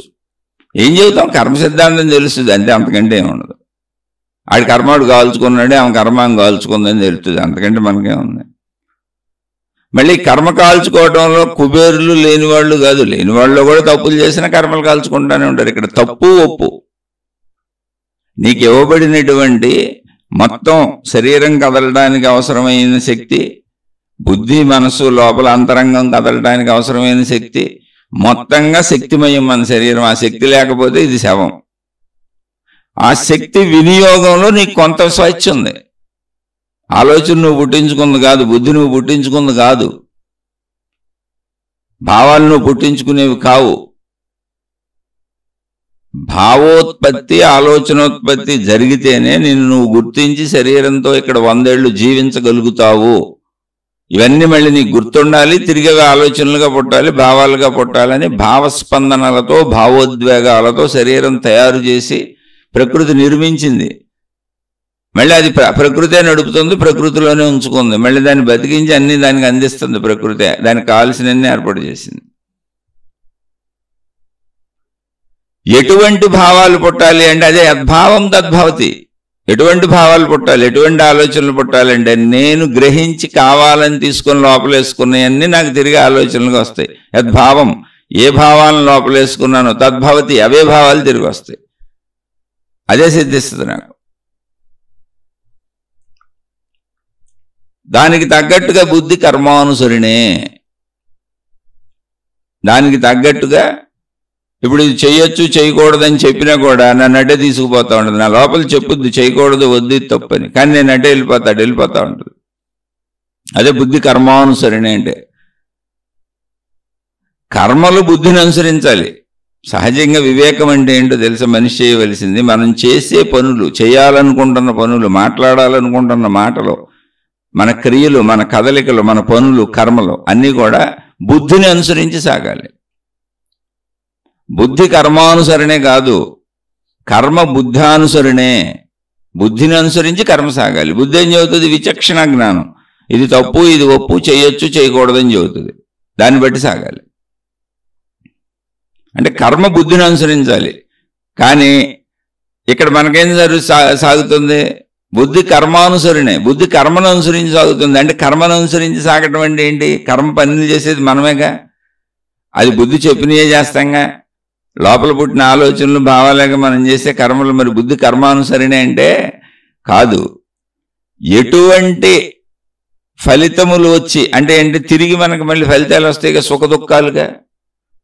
అలా సుఖ దుఃఖ రూపములో మనం అనుభవించవలసిన కర్మలు ఏమున్నాయో, అంటే కర్మఫలాలుగా తిరిగి వచ్చి మనం అనుభవించవలసిన కర్మలు ఏమున్నాయో ఆ విధంగా మనం పనులు చేస్తే తప్ప సుఖదుఖ కర్మలు అనుభవించలేం. అందుకని ఆ విధమైన మంచి లేక చెడు కర్మలు, చెడు పనులు చేసేలా మనం వెళ్ళిపోతాం. మన బుద్ధి కూడా దాన్ని అనుసరించి సాగిపోతుంది. విచక్షణ జ్ఞానం తప్పు ఒప్పు అని చెప్పేది కూడా దాన్ని అనుసరించి సాగిపోతూ ఉంటుంది. అందుకే ప్రపంచంలో ఇంతమంది ఏదో ఒక చిన్న అసత్యం ఆడుతూనే ఉంటారు, అబద్ధం చెబుతూనే ఉంటారు, మోసాలు చేస్తూనే ఉంటారు, దగాలు, కుట్రలు, కుతంత్రాలు, అన్యాయాలు, అక్రమాలు నిరంతరం జరుగుతూనే ఉన్నాయి ఎవరి స్థాయిలో. ఇదంతా బుద్ధి కర్మానుసరణే సూత్రం. యద్భావం తద్భవతి సూత్రం. నీకున్న విచక్షణ జ్ఞానాన్ని, నీలో ఉన్న శక్తిని, అంటే శరీరం బతకడానికి శక్తి, అంతరంగం కదలడానికి శక్తి, దాన్ని నువ్వు విచక్షణ జ్ఞానంతో మంచిగా వాడచ్చు. ఇప్పుడు కూడా వాడచ్చు. ఎన్ని మాట్లాడినా గతం అయిపోయింది, అది అయిపోయింది. ఎప్పుడు మళ్ళీ నీకు స్వేచ్ఛ ఉంది. ఏంటి స్వేచ్ఛ? ఇప్పుడు నువ్వు మంచిగా వాడుకోవచ్చు. ఇప్పుడు మంచిగా వాడాలని నాకు అనిపించటం లేదండి, నాకు అటే వెళ్ళిపోవాలనిపిస్తుంది. మీరు ఎన్ని చెప్పినా ఎన్ని చేసినా, ఎందుకంటే నాకు తెలిసిన మిత్రులు ఉన్నారు. నువ్వెన్ని చెప్పు, ప్రతిదానికి ఇంకో కారణం చెబుతూ ఉంటారు అది చేయకుండా ఉండటానికి. ఎందుకు చేయలేకపోతున్నారో నన్ను ఒప్పించడానికి ప్రయత్నిస్తుంటారు తప్ప అది చేయరు. చాలా చిత్రంగా నవ్వుకొని ఊరుకుంటాను అంతే. ఎందుకని? వాళ్ళు అనుభవించవలసిన కర్మ ఉంది, అందుకని అది ఇంకా వాళ్ళని వదిలిపెట్టదు. అదే బుద్ధి కర్మానుసరిణే. బుద్ధి కర్మానుసరిణే అంటే అది. ఇప్పుడు మనమైనంతే. ఇప్పుడు నా బుద్ధి చెబుతుంది ఇది చెయ్యి, ఇది చెయ్యికొని. విచక్షణ జ్ఞానం చక్కగా చెప్పింది, నాకు స్వేచ్ఛ ఉంది, హాయిగా ఉంది. ఇప్పుడు మరి నేను చేయొద్దని ఎందుకు చేయడం? మంచి చేసుకుంటూ వెళ్ళిపోయి సరిపోద్దిగా. అసలు కామన్గా మనిషి అన్న ప్రతివాడికి సూత్రం ఏంటి? మంచిగా చేయాలి. ఎవరితోనే మంచిగానే ఉండాలి. అది కుటుంబం అయినా, బయట అయినా, ఎక్కడైనా మంచిగా ఉండాలి. నువ్వు మంచిగా ప్రయత్నించుకో, నీకు దొరికినట్టుతో తృప్తిగా ఉండు. ఇంతే మొత్తం ఆధ్యాత్మిక సారం. ఇంకా సారం ఏం లేదు. ఎన్ని మతాలు వచ్చినా, ఎంతమంది దేవుళ్ళు వచ్చినా, ఎంతమంది గురువులు వచ్చినా, ఎన్ని రకాలుగా మిమ్మల్ని చీల్చి చెండాడుకుంటూ ముక్కలు చేసి బర్త్డే రోజు కేకులు కోసి చిన్న చిన్న ముక్కలు చేసి అందరికీ పీసులు పంచుతారు. అలా మానవాళిని ఎన్ని ముక్కలు ముక్కలుగా నరికేసినా మతాల పేరుతో, మార్గాల పేరుతో, దేవుళ్ళ పేరుతో, విధానాల పేరుతో, సాంప్రదాయాల పేరుతో, ఆచారాల పేరుతో ఎన్ని రకాలుగా నడుపుకుంటూ తీసుకుపోయినా అసలు వైపు వెళ్ళనివ్వకుండా కొసర వైపులు తీసుకుంటూ వెళ్ళిపోయి వాళ్ళ బాహ్య విషయాలు, బాహ్య ఆడంబరాలు ఎన్ని మార్చాటికి మతమని, దేవుడని, మార్గం అని ఎన్ని రంగులు పులిమినా మొత్తంగా అసలు అన్ని మతాల మొత్తం జ్ఞానసారం, అన్ని మతాలు, దేవుళ్ళు, గ్రంథాలు ఎన్నైనా తీసుకోండి, సారం ఒకటే, నువ్వు మంచిగా బతకాలి ఉన్నాళ్ళు. ఇక్కడ కాదని ఎవరన్నా అంటారేమో, అడగండి పోని. అది సామాన్య విషయం. పసిపిల్లడి నుంచి చచ్చిపోయే వ్యక్తి వరకు అందరికీ తెలిసిన విషయం. మరి నువ్వు మంచిగా ఎందుకు బతకట్లే? కుటుంబంలో మంచిగా ఉండాలి, బయట మంచిగా ఉండాలి. సింపుల్. ఎందుకు మంచిగా ఉంటే అసలు ఘర్షణే ఉండదుగా. నేను మంచిగా ఉంటున్నానండి, వాళ్ళు ఉండలేదు అన్నావు అనుకో, మళ్ళీ అక్కడ కూడా ఉంది. చాలామంది అంటారు మంచి చేతగానితనం అనుకుంటున్నారండి, ఎదుటోళ్ళు అందరూ మమ్మల్ని తక్కువ చూస్తున్నారు, మోసాలు చేసేస్తున్నారు. మోసం చేస్తే మోసపో. నన్ను బోల్డ్ మంది మోసం చేశారు, సొంతోళ్ళే బోల్డ్ మంది మోసం చేశారు, బయటోళ్ళు బోల్డ్ మంది మోసం చేశారు. మోసం చేసేది ఏముంది? నా దగ్గర ఉంది, తిన్నారు, పెడితే తిన్నారు, పెట్టకుండాను తిన్నారు, దొరికింది ఇలా పట్టుకున్నారు, అంతే. ఓకే, తెలుసు, ఏముంది అందులో పెద్ద విషయం? అక్కడికి వదిలేయటమే, మన జీవితం మనం జీవించుకుంటూ వెళ్తామే. ఉంది కాబట్టి తిన్నారు, ఉంది కాబట్టి తీసుకున్నారు. అంటే నేను మోసపోమ్మని చెప్పట్లే ఎవరికి, నేను మోసపోమ్మని అసలు చెప్పట్లా. వాళ్ళు మోసం చేశారే, నువ్వు కూడా మోసం మొదలెట్టావు అనుకో, నువ్వు చెడులోకి వెళ్ళిపోయాక మళ్ళీ ఆ కర్మ వస్తుంది, వాళ్ళకి ఆ కర్మ వస్తుంది. వాళ్ళ బుద్ధి కర్మానుసరణే. మోసం చేసిన ప్రతివాడికి బయట నుంచి రాదు కర్మఫలం. నీ బుద్ధికి మోసం నేర్పి ఎదుటివాడిని మోసం చేసావు అంటే యద్భావం తద్భవతి. మోసపూరితంగా వాడి దగ్గర పొందుదామని ట్రై చేసావు, తెచ్చుకున్నావు. మోసపూరితంగా ఎదురింట్లోది మీ ఇంట్లోకి తెచ్చుకున్నావు, ఎదుటి వాళ్ళది నీకు తెచ్చుకున్నావు. ఓకే, బాగానే ఉంది, అందరినీ ట్రాప్ చేసావు, బాగానే ఉంది. ఇప్పుడు నీ వాళ్ళకి నీకు కూడా నీ బుద్ధి అలాగే పనిచేస్తుంది మోసపూరితంగానే. కానీ నువ్వు మంచిగా పనిచేస్తుంది అనుకుంటావు. నా వాళ్ళకి నేనెందుకు మోసం చేస్తాను, నా వాళ్ళకి నేనెందుకు అన్యాయం చేస్తానని నువ్వు అనుకుంటావు. కానీ అది అలాగే నిన్ను ట్రాప్ చేసి నువ్వు నష్టపోయేలానే వ్యవహరింపజేస్తుంది. అదే బుద్ధి కర్మానుసరణే. నువ్వు బుద్ధిని ముందు ఎలా ఉపయోగించావో తర్వాత బుద్ధి నిన్ను అలా ఉపయోగిస్తుంది. నీ బుద్ధి అది. అందుకని స్వేచ్ఛ మొదటి బుద్ధి దగ్గరే ఉండాలి. బుద్ధిని ఎప్పుడు మంచిగా వాడితే తర్వాత బుద్ధి కూడా మంచిగానే వాడబడుతుంది. మొదటిసారి బుద్ధి నువ్వు చెడ్డగా వాడితే తర్వాత బుద్ధి కూడా నీకు, నీ వాళ్ళకి అది చెడ్డగానే వాడబడుతుంది. కానీ నీకు తెలియదు, నేను మంచి చేసుకుంటున్నాను అనుకుంటావు. నువ్వే అనుకుంటావు నేను మంచి చేసుకుంటున్నాను అనుకొని. ఇలా ఎంతోమంది ఉన్నారు, గమనించుకోండి, వెళ్ళి చూడండి, మిమ్మల్ని మీరు చూసుకోండి. ఎందుకంటే ప్రతి మనిషి జీవితంలో ఉంటుంది ఇది. మీ బంధుమిత్రులను చూడండి, జ్ఞానానికి ఏం పెద్ద విషయం లేదు. చూడండి అంటే గ్రహించండి, కానీ ఎవరికి చెప్పకండి నువ్వు అలాంటివాడు, ఇలాంటివి, నువ్వు అలాంటిదేని ఇలాంటిదేని మీకు మీరు కూడా చెప్పుకోకండి. మిమ్మల్ని మీరు గమనించి కావాలంటే చెడు మార్చుకోండి. ఇది ఆధ్యాత్మిక చదువు, ఆత్మజ్ఞానం చదువు అంతే. ఇదంతా ఎందుకు చెబుతున్నాను ఇప్పుడు ఇదంటే, ఆయా కర్మఫలములు అనుభవించే రీతిగా వాళ్ళ ఆలోచనలు ఉంటాయి. అవి మంచికి వెళ్తున్నాయో చెడుకి వెళ్తున్నాయో, మేలు జరుగుద్దో లాభం జరుగుద్దో నష్టం జరుగుద్దో, అది జీవితం 100 ఏళ్ల సుదీర్ఘ జీవితం. అది ఇప్పుడు మనం వేసే అడుగు 10 ఏళ్ల తర్వాత లాభమో, 20 ఏళ్ల తర్వాత లాభమో, లేదా ఇప్పుడు లాభమో, రేపు లాభమో, ఇవన్నీ మనకేం తెలుసు. మనం ఇప్పుడు గెస్ చేసి మనం అనుకున్న దాని ప్రకారం వెళ్తుంటాం. నా గెస్సింగ్ కరెక్ట్ అనుకుంటుంటాం. నిన్నే ఒక శీర్షిక చెప్పాను.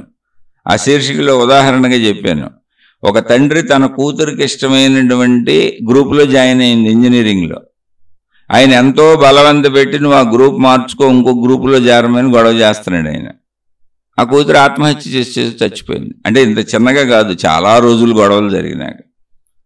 ఇప్పుడు ఆయన ఏమనుకున్నాడు, కూతురికి మేలు చేస్తున్నాను అనుకున్నాడు ఆయనే, కానీ తన కూతురికి తానే నష్టం చేసుకున్నాడు. ఇప్పుడు ఎవరో కూతుర్నే పోగొట్టుకున్నాడు. ఇప్పుడు తనకు తానేగా హాని చేసుకున్నాడు. ప్రతి వాళ్ళకి కర్మ సిద్ధాంతం ఇలాగే ఉంటుంది. నీ వేలుతో నీకన్నే పొడిపించబడుతుంది. నీ ఆలోచనతో నువ్వే నష్టపరచబడతావు, నీ ఆలోచనతో నువ్వే లాభపడతావు. ఈ రెండింటిని ఎవరేం చేయలేరు. ఎందుకని? యద్భావం తద్భవతి. మొదటి ఛాన్స్ నీకు ఇస్తుంది బుద్ధి.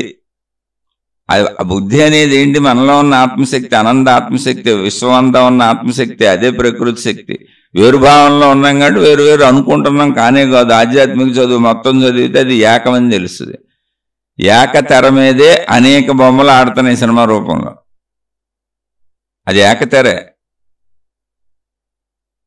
ఊరికనే అలా కనపడుతున్నాయి అంతే, ఆడుతున్నాయి అనేకంగా అక్కడ. అలాగే అనంత ఆత్మశక్తి యొక్క ఏకత్వమే అనేక ప్రకృతిలో అనిపిస్తుంది అంతే. అలా అనిపిస్తుంది, కనిపిస్తుంది అంతే, కానీ కాదు, అది ఏకత్వమే. నువ్వు గ్రహిస్తే అర్థమైపోద్దిగా. అసలు ఇప్పుడు మనిషికే మనమైనా గాలి పీల్చుకోకుండా, నీరు తాగకుండా, ఆహార ధాన్యాలు తినకుండా అసలు బతకడమే కుదరదుగా. అప్పుడు మొత్తం ప్రకృతిగా రోజు లోపలికి వెళ్తుంది. అప్పుడు ప్రకృతికి భిన్నంగా ఎక్కడ ఉన్నాం? ప్రకృతితోనే బతుకుతున్నాం, ప్రకృతిలోనే ఉన్నాం, ప్రకృతి మీదే ఉన్నాం, ప్రకృతిలోనే పుట్టాం, ప్రకృతిలోనే పోతాం. ప్రకృతికి భిన్నంగా ఎక్కడ ఉన్నాం? ఆ ఆలోచన మనం చేయట్లేదు అంతే. అలా చేసినా మనకి ఇది ఏకత్వం అని అర్థమవుతుంది. అందరూ పీల్చే గాలి ఒకటే, అందరూ తాగే నీళ్ళు ఒకటే, అందరూ తాగే ఆహార ధాన్యాలు ఒకటే, అందరూ తినే ఆహార ధాన్యాలు ఒకటే, అన్ని భూమి నుంచి వచ్చాయి. ఎక్కడైనా అందరూ ఉపయోగించుకునే సూర్యశక్తి ఒకటే, అందరూ వాడుకునే పంచభూతాలు ఒకటే. అంటే ఈ విషయం తెలుసుకోండి. అందుకని నా కొడుకు ఎలా ఉన్నాడు, నా కూతురు ఎలా ఉంది, నేను ఎలా ఉన్నాను, నేను ఎలా చేస్తున్నాను, ఇదంతా ఏంటి? నాకు ఈ మనోవేదన బోళ్ళు మంది నాకు పెడతా ఉంటారు. పెడతామేంటి, మా సొంత కుటుంబ సభ్యులు కూడా బోళ్ళు మంది ఉంటారు, వాళ్ళు కూడా చెబుతూనే ఉంటారు. తెలిసిన వాళ్ళు అందరూ చెబుతారు అన్నీ. నాకు కూడా ఉంది, నాకు భార్య పిల్లలు ఉన్నారు, కుటుంబం ఉంది, నాకు తల్లిదండ్రులు అందరూ ఉన్నారు, మొత్తం తల్లిదండ్రులు బంధుమిత్రులు అందరినీ వదిలేశాను. నాదేం పెద్ద హాయిగా వెళ్ళిపోయే జీవితం మీకు ఉపన్యాసాలు చెబుతున్నాను అనుకుంటున్నారా? భౌతికంలో నాకున్నంత ఇబ్బంది, నాకున్నంత కష్టం అసలు వెంటనే మీకు ఉండకపోవచ్చు. ఏకాకి జీవితం జీవిస్తున్నా. ఎవరో పాట రాశారు మహానుభావుడు, జగమంత కుటుంబం నాది, ఏకాకి జీవితం నాది అని. అందరూ ఉన్నారు, ఏమీ లేనోడుగా జీవిస్తున్నా. ఎందుకని? వాళ్ళందరికీ నచ్చినట్టు నేను లేను, అంతే సింపుల్. వాళ్ళందరికీ నచ్చినట్టు నేను లేను, నాకు నచ్చినట్టు నేనున్నా. నాకు నచ్చినట్టు ఏంటో తెలుసా? ఇది మీకు చెప్పటమే. మిగిలిన విషయాల్లో అంత ఘర్షణ లేదు అసలు. ఇవి చెప్పకూడదు, ఇవి చేయకూడదు, వాళ్ళని అనుసరించి వాళ్ళు చెప్పినవి చేయాలి, వాళ్ళు చెప్పినట్టు ఉండాలి. అంటే చాలా సింపుల్ ఇష్యూ, ఏమి ఇష్యూనే లేదు అక్కడ. కాబట్టి మరి నాకు ఇది అర్థమయ్యేది నిజం అనిపించినప్పుడు నాకు నచ్చినట్టే కదా నేనుంటా. నేను నా కాళ్ళ మీదే నడవగలను, వాళ్ళ కాళ్ళ మీద నేను నడవలేను. నేను నా కళ్ళతోనే చూడగలను, వాళ్ళ కళ్ళతో చూడలేను. ఎవరైనా అంతేగా. నేను నా చెవులతోనే వినగలను, వాళ్ళ చెవులతో వినలేను. నేను నా నోటితోనే తినగలను, నేను తినదే నాకు శరీరానికి కడుపు నిండినట్టు బలం వచ్చినట్టు ఉంటుంది. వాళ్ళు తింటే నాకు బలం వచ్చినట్టు ఉండదు. జ్ఞానమైన ఎంత నాకు అర్థమైంది దాంట్లో నేను సాగగలను. ఎదుటిది ఎంతకంటే గొప్పదై ఉండొచ్చు, చాలా అద్భుతమై ఉండొచ్చు, వాళ్ళు కీర్తి ప్రతిష్టలు ఉండొచ్చు, వాళ్ళు డబ్బు ఉండొచ్చు, కోటాను కోట్ల మంది అనుసరించవచ్చు, ప్రపంచం అంతా పూజించవచ్చు, కానీ నాకు అర్థమైంది ఇది కదా, ఏం చేయను. అందుకని అన్నీ పోగొట్టుకోవాల్సి వస్తుంది. ఎక్కడైనా అంతే. అది మంచిగా చెడు అనేది విషయం కాదు అసలు. ఇక్కడ మనుషులు కలిసి ఉండాలి అంటే ఒకళ్ళ అభిప్రాయాలకు తగ్గట్టు ఒకళ్ళు ఉండాలి, లేదా సర్దుకొని ఉండాలి. నా ఎదుటోళ్ళకి సర్దుకునే పరిస్థితి లేదు. నేను పుట్టిన కాడి నుంచి నేను మౌనం పెట్టుకునే వరకు నువ్వు మాకు తగ్గట్టు ఉంటే ఉండు, లేకపోతే వెళ్ళిపోని చెబుతున్నారు. ఎందుకని సర్దుకోవడం అనే కాన్సెప్టే లేదు అక్కడ. అంటే వెళ్ళిపోవాల్సి వచ్చింది అంతే, ఏం లేదు, అందులో పెద్ద విషయం ఏం లేదు. అని అలా నేను దేన్ని తప్పు అంటలా, మనుషులు ఇలాగే ఉంటాయి. అంటే నాది ఎందుకు చెబుతున్నానంటే మీకే బాధలు ఉన్నాయి అనుకుంటారేమో, కానే కాదు. ప్రపంచంలో ప్రతి మనిషికి సమస్యలు ఉంటాయి. అది బాధ కూడా కాదు, సమస్య. బాధ అంటే నువ్వు స్వీకరించి మనసుతో బాధపడితే బాధ. అసలు యాక్చువల్గా అది బాధ కాదు, సమస్య. సమస్య అంటే జీవించేటప్పుడు ఎదుర్కోవాల్సిన అనేకం వస్తూ ఉంటాయి. ఇప్పుడు రోడ్డు ఎత్తుగా ఉందనుకోండి, మనం నడిచి వెళ్తున్న రోడ్డు ఎత్తుగా ఉంది, హిల్స్లో కట్టారు. ఎత్తుగా ఉన్నప్పుడు కొంచెం బలంగా నడవాల్సి వస్తుంది, మెట్లు ఎక్కుతున్నప్పుడు కొంచెం బలంగా ఎక్కువ శక్తి ఉపయోగించి నడవాల్సి వస్తుంది. అదే డౌన్కి వెళ్తున్నప్పుడు తక్కువ శక్తితో గబగబా వెళ్ళిపోయినట్టు ఉంటుంది, లేదా సమానంగా ఉన్న రోడ్డు మీద మామూలుగా నడిచినట్టు ఉంటుంది. జీవితం ఎప్పుడు అలా మామూలుగా ఉండదు, సమానంగా ఉండదు. వాలుగా మనకు అనుకూలంగా పడిపోయినట్టు ఉండదు. ఒకసారి వాలుగా ఉంటుంది, ఒకసారి సమానంగా ఉంటుంది, ఒకసారి ఎక్కువ ఎత్తుతో కష్టపడి అలా ఎక్కాల్సి వచ్చినట్టు, మెట్లు ఎక్కాల్సి వచ్చినట్టు ఉంటుంది, ఒక్కొక్కసారి లిఫ్ట్లో వెళ్ళిపోయినట్టు ఉంటుంది. అన్ని ఫేజులు మారుతుంటాయి. అవి బాధలు కాదు, దుఃఖాలు కాదు, అవి సమస్యలు. నువ్వు స్వీకరిస్తే బాధలు దుఃఖాలైనవి. అది సమస్య అనుకుంటే దాన్ని ఎదుర్కో, అంతే అయిపోయి. అది ఎలా ఉంటుంది. ఇప్పుడు వేసవకాలం ఎండ ఎక్కువ వచ్చిందండి, అది సమస్య. బాబోయ్ ఎండ నా వల్ల కాదు, నేను భరించలేను, నేను చచ్చిపోతున్నాను, నా ప్రాణం పోతుందండి దుఃఖం. ఇప్పుడు నాకేదో ఒకటి అయిపోద్ది, నా కర్మ కాలిపోద్ది, నేనేం చేయనండి దుఃఖం. అలాగే చలికాలం వచ్చింది, ఆస్మా పేషెంట్లకు పడదు. ఇదే ఆస్మా పేషెంట్లకి వేసవకాలం అద్భుతంగా ఉంటుంది. అమ్మయ్య ప్రాణం కుదుటపడింది బాబు, ఈ ఎండలు వచ్చినాయి, కొంచెం ఊపిరి ఆడుతుంది, ఈ చలికి అసలు ఊపిరి ఆడతలేదు, చచ్చిపోతాం, ఎప్పుడు చచ్చిపోతామో తెలియట్లేదు, ఆస్మాతో చచ్చిపోతున్నాం అంటారు ఆస్మా పేషెంట్లు. అది వాళ్ళకే సమస్య. దాన్ని ఎక్కువగా తీసుకొని అంటే కాలాన్ని ఏం చేస్తావు, దానికి వేడి నీళ్ళు తీసుకొని నీ లోపల రూమ్లో వేడి ఏర్పాటు చేసుకో, మంచి బట్టలు వేసుకో, వేడి తగిలేలా చేసుకున్నావు అనుకో, సమస్యను ఎదుర్కోవడం అవుద్ది. కాలాన్ని మార్చలేంగా, మార్చలేని కాలాన్ని పట్టుకొని ఏడుస్తూ సమస్యను ఎదుర్కోలేదనుకో దుఃఖం అవుద్ది, బాధ అవుద్ది. దుఃఖము బాధ అనేది స్వీకరణ. ఎక్కడైనా కూడా అసలు దుఃఖము బాధ అనేవి లేవు, నువ్వు తయారు చేసుకుంటున్నావు, అది సమస్య. దాన్ని ఎదుర్కో, అంతే. ఎదుర్కోండి ఏంటి, ఎలా జీవించాలో తెలుసుకో. రోడ్డు ఎత్తుగా వచ్చింది, కొంచెం బలం పెట్టి నడవాలి. కొండలు ఎక్కుతున్నావు, కొంచెం బలంగా నడవాలి. మెట్లు ఎక్కుతున్నావు, సహజత్వానికంటే కొంచెం ఎక్కువ శ్రమ ఉపయోగించాలి. అలాగే జీవితంలో సాఫీగా వెళ్ళిపోయే దాంట్లో సమస్య వచ్చింది, అది కూడా నువ్వు స్వీకరిస్తే. ఇప్పుడు అసలు కూతురు కొడుకు పెళ్లి చేసాం, పెద్దోళ్ళు అయిపోయారు, ఎక్కడో ఫారిన్లో ఉంటున్నారు, మన సోదరుడు చెబుతున్నా, ఎందుకు హాయిగా ఇక్కడ కూర్చోక ఎక్కడో ఉన్న వాళ్ళ గురించి వాళ్ళు గొడవలు పడతారుగా, ఇంకా పట్టుకొని ఎప్పటి వరకు ఏలాడతారు అంటే దానికి అంతు లేదు. ఏలాడాలంటే రేపు మనవడిని పట్టుకు ఏలాడొచ్చు, మనవరాలను పట్టుకు ఏలాడొచ్చు, వాళ్ళకి కూడా పెళ్ళిళ్ళు చేసి వాళ్ళు కూడా బాగా లేరని దుఃఖపడవచ్చు, దానికి అంతే ఉంది. అంటే నేను ఎంత ఆలాడతాను అన్నది పాయింట్ ఇక్కడ. అలా నేను ఏలాడట్లేదు అనుకోబాకండి, నా కూతురు కొడుకు భార్య పిల్లలు ఉన్నారు, ఏలాడుతున్నానండి. నేను ఏలాడకుండా చెప్పట్లా, కానీ ఏలాడటం అనే దాంట్లో ఎంతవరకు చేయగలం పాయింట్ అది. అక్కడ అది సమస్య అంతే. అది ఆ సమస్యలో మీరేమన్నా చేయగలరా? వాళ్ళు మారిపోవాలని కోరుకుంటే, ఇప్పుడు ఆమె ఉద్యోగం చేయట్లేదు, ఊరిని మన వాళ్ళు అన్నారు, అది ఇలాంటి బోర్డు ఉండొచ్చు, ఊరిని దీన్నే ఉదాహరణగా చెబుతున్నా. ఆమె ఉద్యోగం చేయట్లేదు, వాళ్ళకి చేయాలనిపించట్లేదు. మీ దగ్గర డబ్బులు ఉంటే ఇవ్వండి, లేదా మీరు ఉద్యోగం చేసి పంపండి, వాళ్ళు బాగుండాలంటే ఏముంది అందులో. అంటే నేను వెటకారంగా చెప్పట్లా, ఇది మనం చేయగలం. ఇప్పుడు ఎదుట వ్యక్తి ఉద్యోగం చేయట్లా, కోడలు ఉద్యోగం చేయట్లా, కోడలు కూడా ఉద్యోగం చేస్తే అనే ఉద్దేశంతో పెళ్లి చేసాం, ఓకే. ఇప్పుడు చేయట్లేదంటే కొడుకు ఇష్టమేగా, ఇష్టమో కాదో కష్టమో, చేయట్లేదు సత్యం. ఇప్పుడు వాస్తవ సత్యం చేయట్లేదు, మిగిలిన అనవసరం. ఇప్పుడు అందులో మనం చేయగలిగింది ఏంటి, ఆమె చేత ఉద్యోగం ఎలా చేయించగలం? మనం చేయించగలమా? చేయనన్న వ్యక్తికి చేయించగలమా? కాదు, అది చేస్తే వాళ్ళు డబ్బులు వస్తే వాళ్ళు సుఖంగా ఉంటారు, పిల్ల భవిష్యత్తు బాగుంటుంది అనుకుంటున్నాం కదా, అప్పుడు పని చేయాలి. మనం ఉద్యోగం చేసి ఇప్పుడు మళ్ళీ మొదలెట్టి, ఒకవేళ కుదిరితే ప్రేమ ఉంటే మన భార్య చేత కూడా ఉద్యోగం చేయించి, అంటే నేను వెటకారంగా చెబుతున్నా, మళ్ళీ చెబుతున్నా, మనం ఏం చేయగలం అని.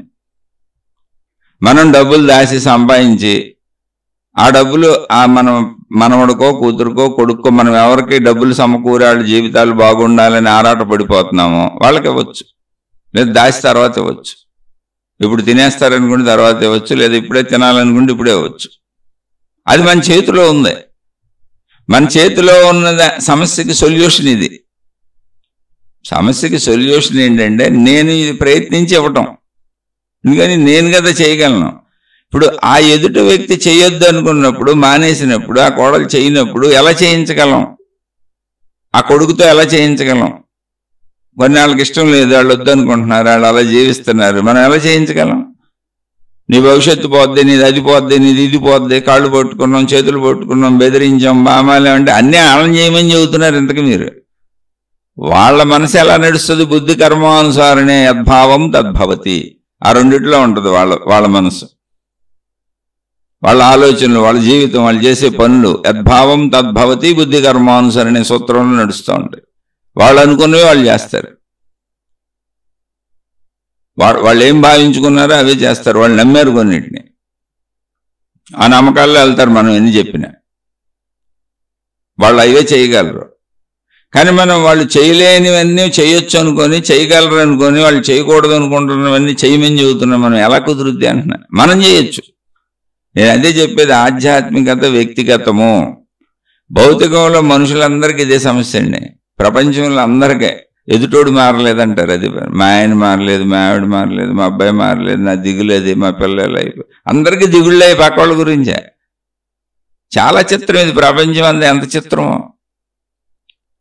ఒరే నువ్వు చచ్చిపోతావురా, నువ్వు ఉండవురా, నువ్వు చచ్చిపోయేవాడివే అంటే మా వాళ్ళు ఏమీ అవ్వకూడదని ఏడుస్తూ ఉంటాడు. నువ్వు కూడా అయిపోతావు, నువ్వు ఉండవు ఇక్కడ. అలాని బంధాలొద్దు, బంధుత్వాలొద్దు చెప్పొద్దు అంటలా. ఆ చెప్పే దాంట్లో చేయడానికి ఉన్న అవకాశం ఏంటి అంటే ఎదుటోళ్ళని మార్చే అవకాశం అసలు లేదు. కొన్ని వేల సార్లు చెప్పుకున్నాను. ఇది ఒక్క ఈ సోదరుడు అని చెప్పట్లో ఇలాంటి ఉత్తరాలు నా దగ్గర ఒక 1000 ఉంటాయి నేను మొదలుపెట్టిన కాడి నుంచి. ఇంకెక్కువే ఉన్నాయో నాకు తెలీదు.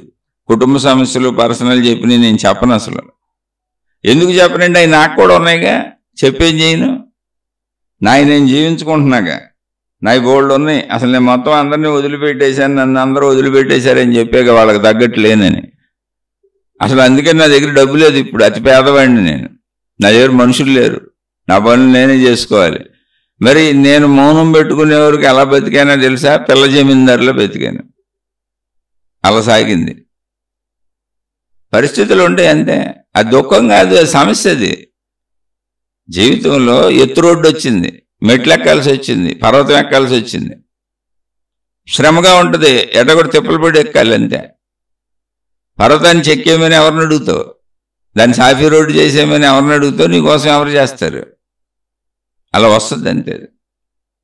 అందుకని ఇవి సమస్యలు, ఇందులో దుఃఖాలు లేవు. సమస్యని నువ్వు ఎదుర్కోలేను, వాళ్ళు మారాలి అని నువ్వు అనుకుంటే దుఃఖంగా తీసుకుంటున్నావు. కాదు, నీకు అంత ప్రేమ ఉంది నిజంగా, ఇప్పుడు నువ్వు పని చేయి, నువ్వు డబ్బు సంపాదించు, నీకెవరున్నారు చూడు, నీ భార్య నీ మాటింటే ఆవిడ చేత కూడా పని చేయించు. మీరు తక్కువ ఖర్చు పెట్టుకోండి, తక్కువ తినండి, తక్కువ కొట్టుకోండి, ఆ డబ్బు అంతా దాయండి, వాళ్ళకి ఇవ్వండి. అది మనం చేయగలం. అంటే ఇదంతా ఎందుకు చదువుతుందని తెలిసి నేను అలాగే ఉన్నా. నేను అన్ని మానేశాను, అంటే వ్యాపారాలు మానేశాను. పరిస్థితుల్లో ఇచ్చే డబ్బు సంపాదన లేదు, మరి నా పిల్లలు సెటిల్ అవ్వలేదు. అందుకని నాకు సంబంధించిన సమస్త ఖర్చులు మానేశాను. జస్ట్ అతి తక్కువలో ఆహారం తిని బతుకుతాను అంతే, ఇంకే ఖర్చులు పెట్టుకోవాలి. అలానే పిల్లలకు సంబంధించిన ఏ ఖర్చులు తగ్గించాల. ఇంతకుముందు కుటుంబం ఎలా నడుస్తుందో భార్య పిల్లలకు సంబంధించింది ఏది తగ్గించాల. అవసరమైతే మళ్ళీ వెళ్ళి పని చేద్దామని సిద్ధంగా ఉన్నాను. ఇంతకుముందు అనేక శీర్షికల్లో చెప్పాను, ఇప్పుడు కూడా చెబుతున్నాను. మళ్ళీ నేను వెళ్ళి నేను అదే చేయగలను, పని చేయగలను మళ్ళీ వెళ్ళి అంతే. మళ్ళీ డబ్బు సంపాదించడానికి ఎక్కడో చోట ఏదో ఒకటి చేస్తాను. ఇప్పుడు నా ఖర్చులు తగ్గించుకున్నా. ముందు నాకున్న పాత బట్టలే వాడుకుంటున్నా, చాలా అసలు నాకు సరిపోతాయి, నాకేం పెద్ద పని కూడా లేదు. అసలు ఎక్కడ జీవితంలో లగ్జరీ అనేది లేదు.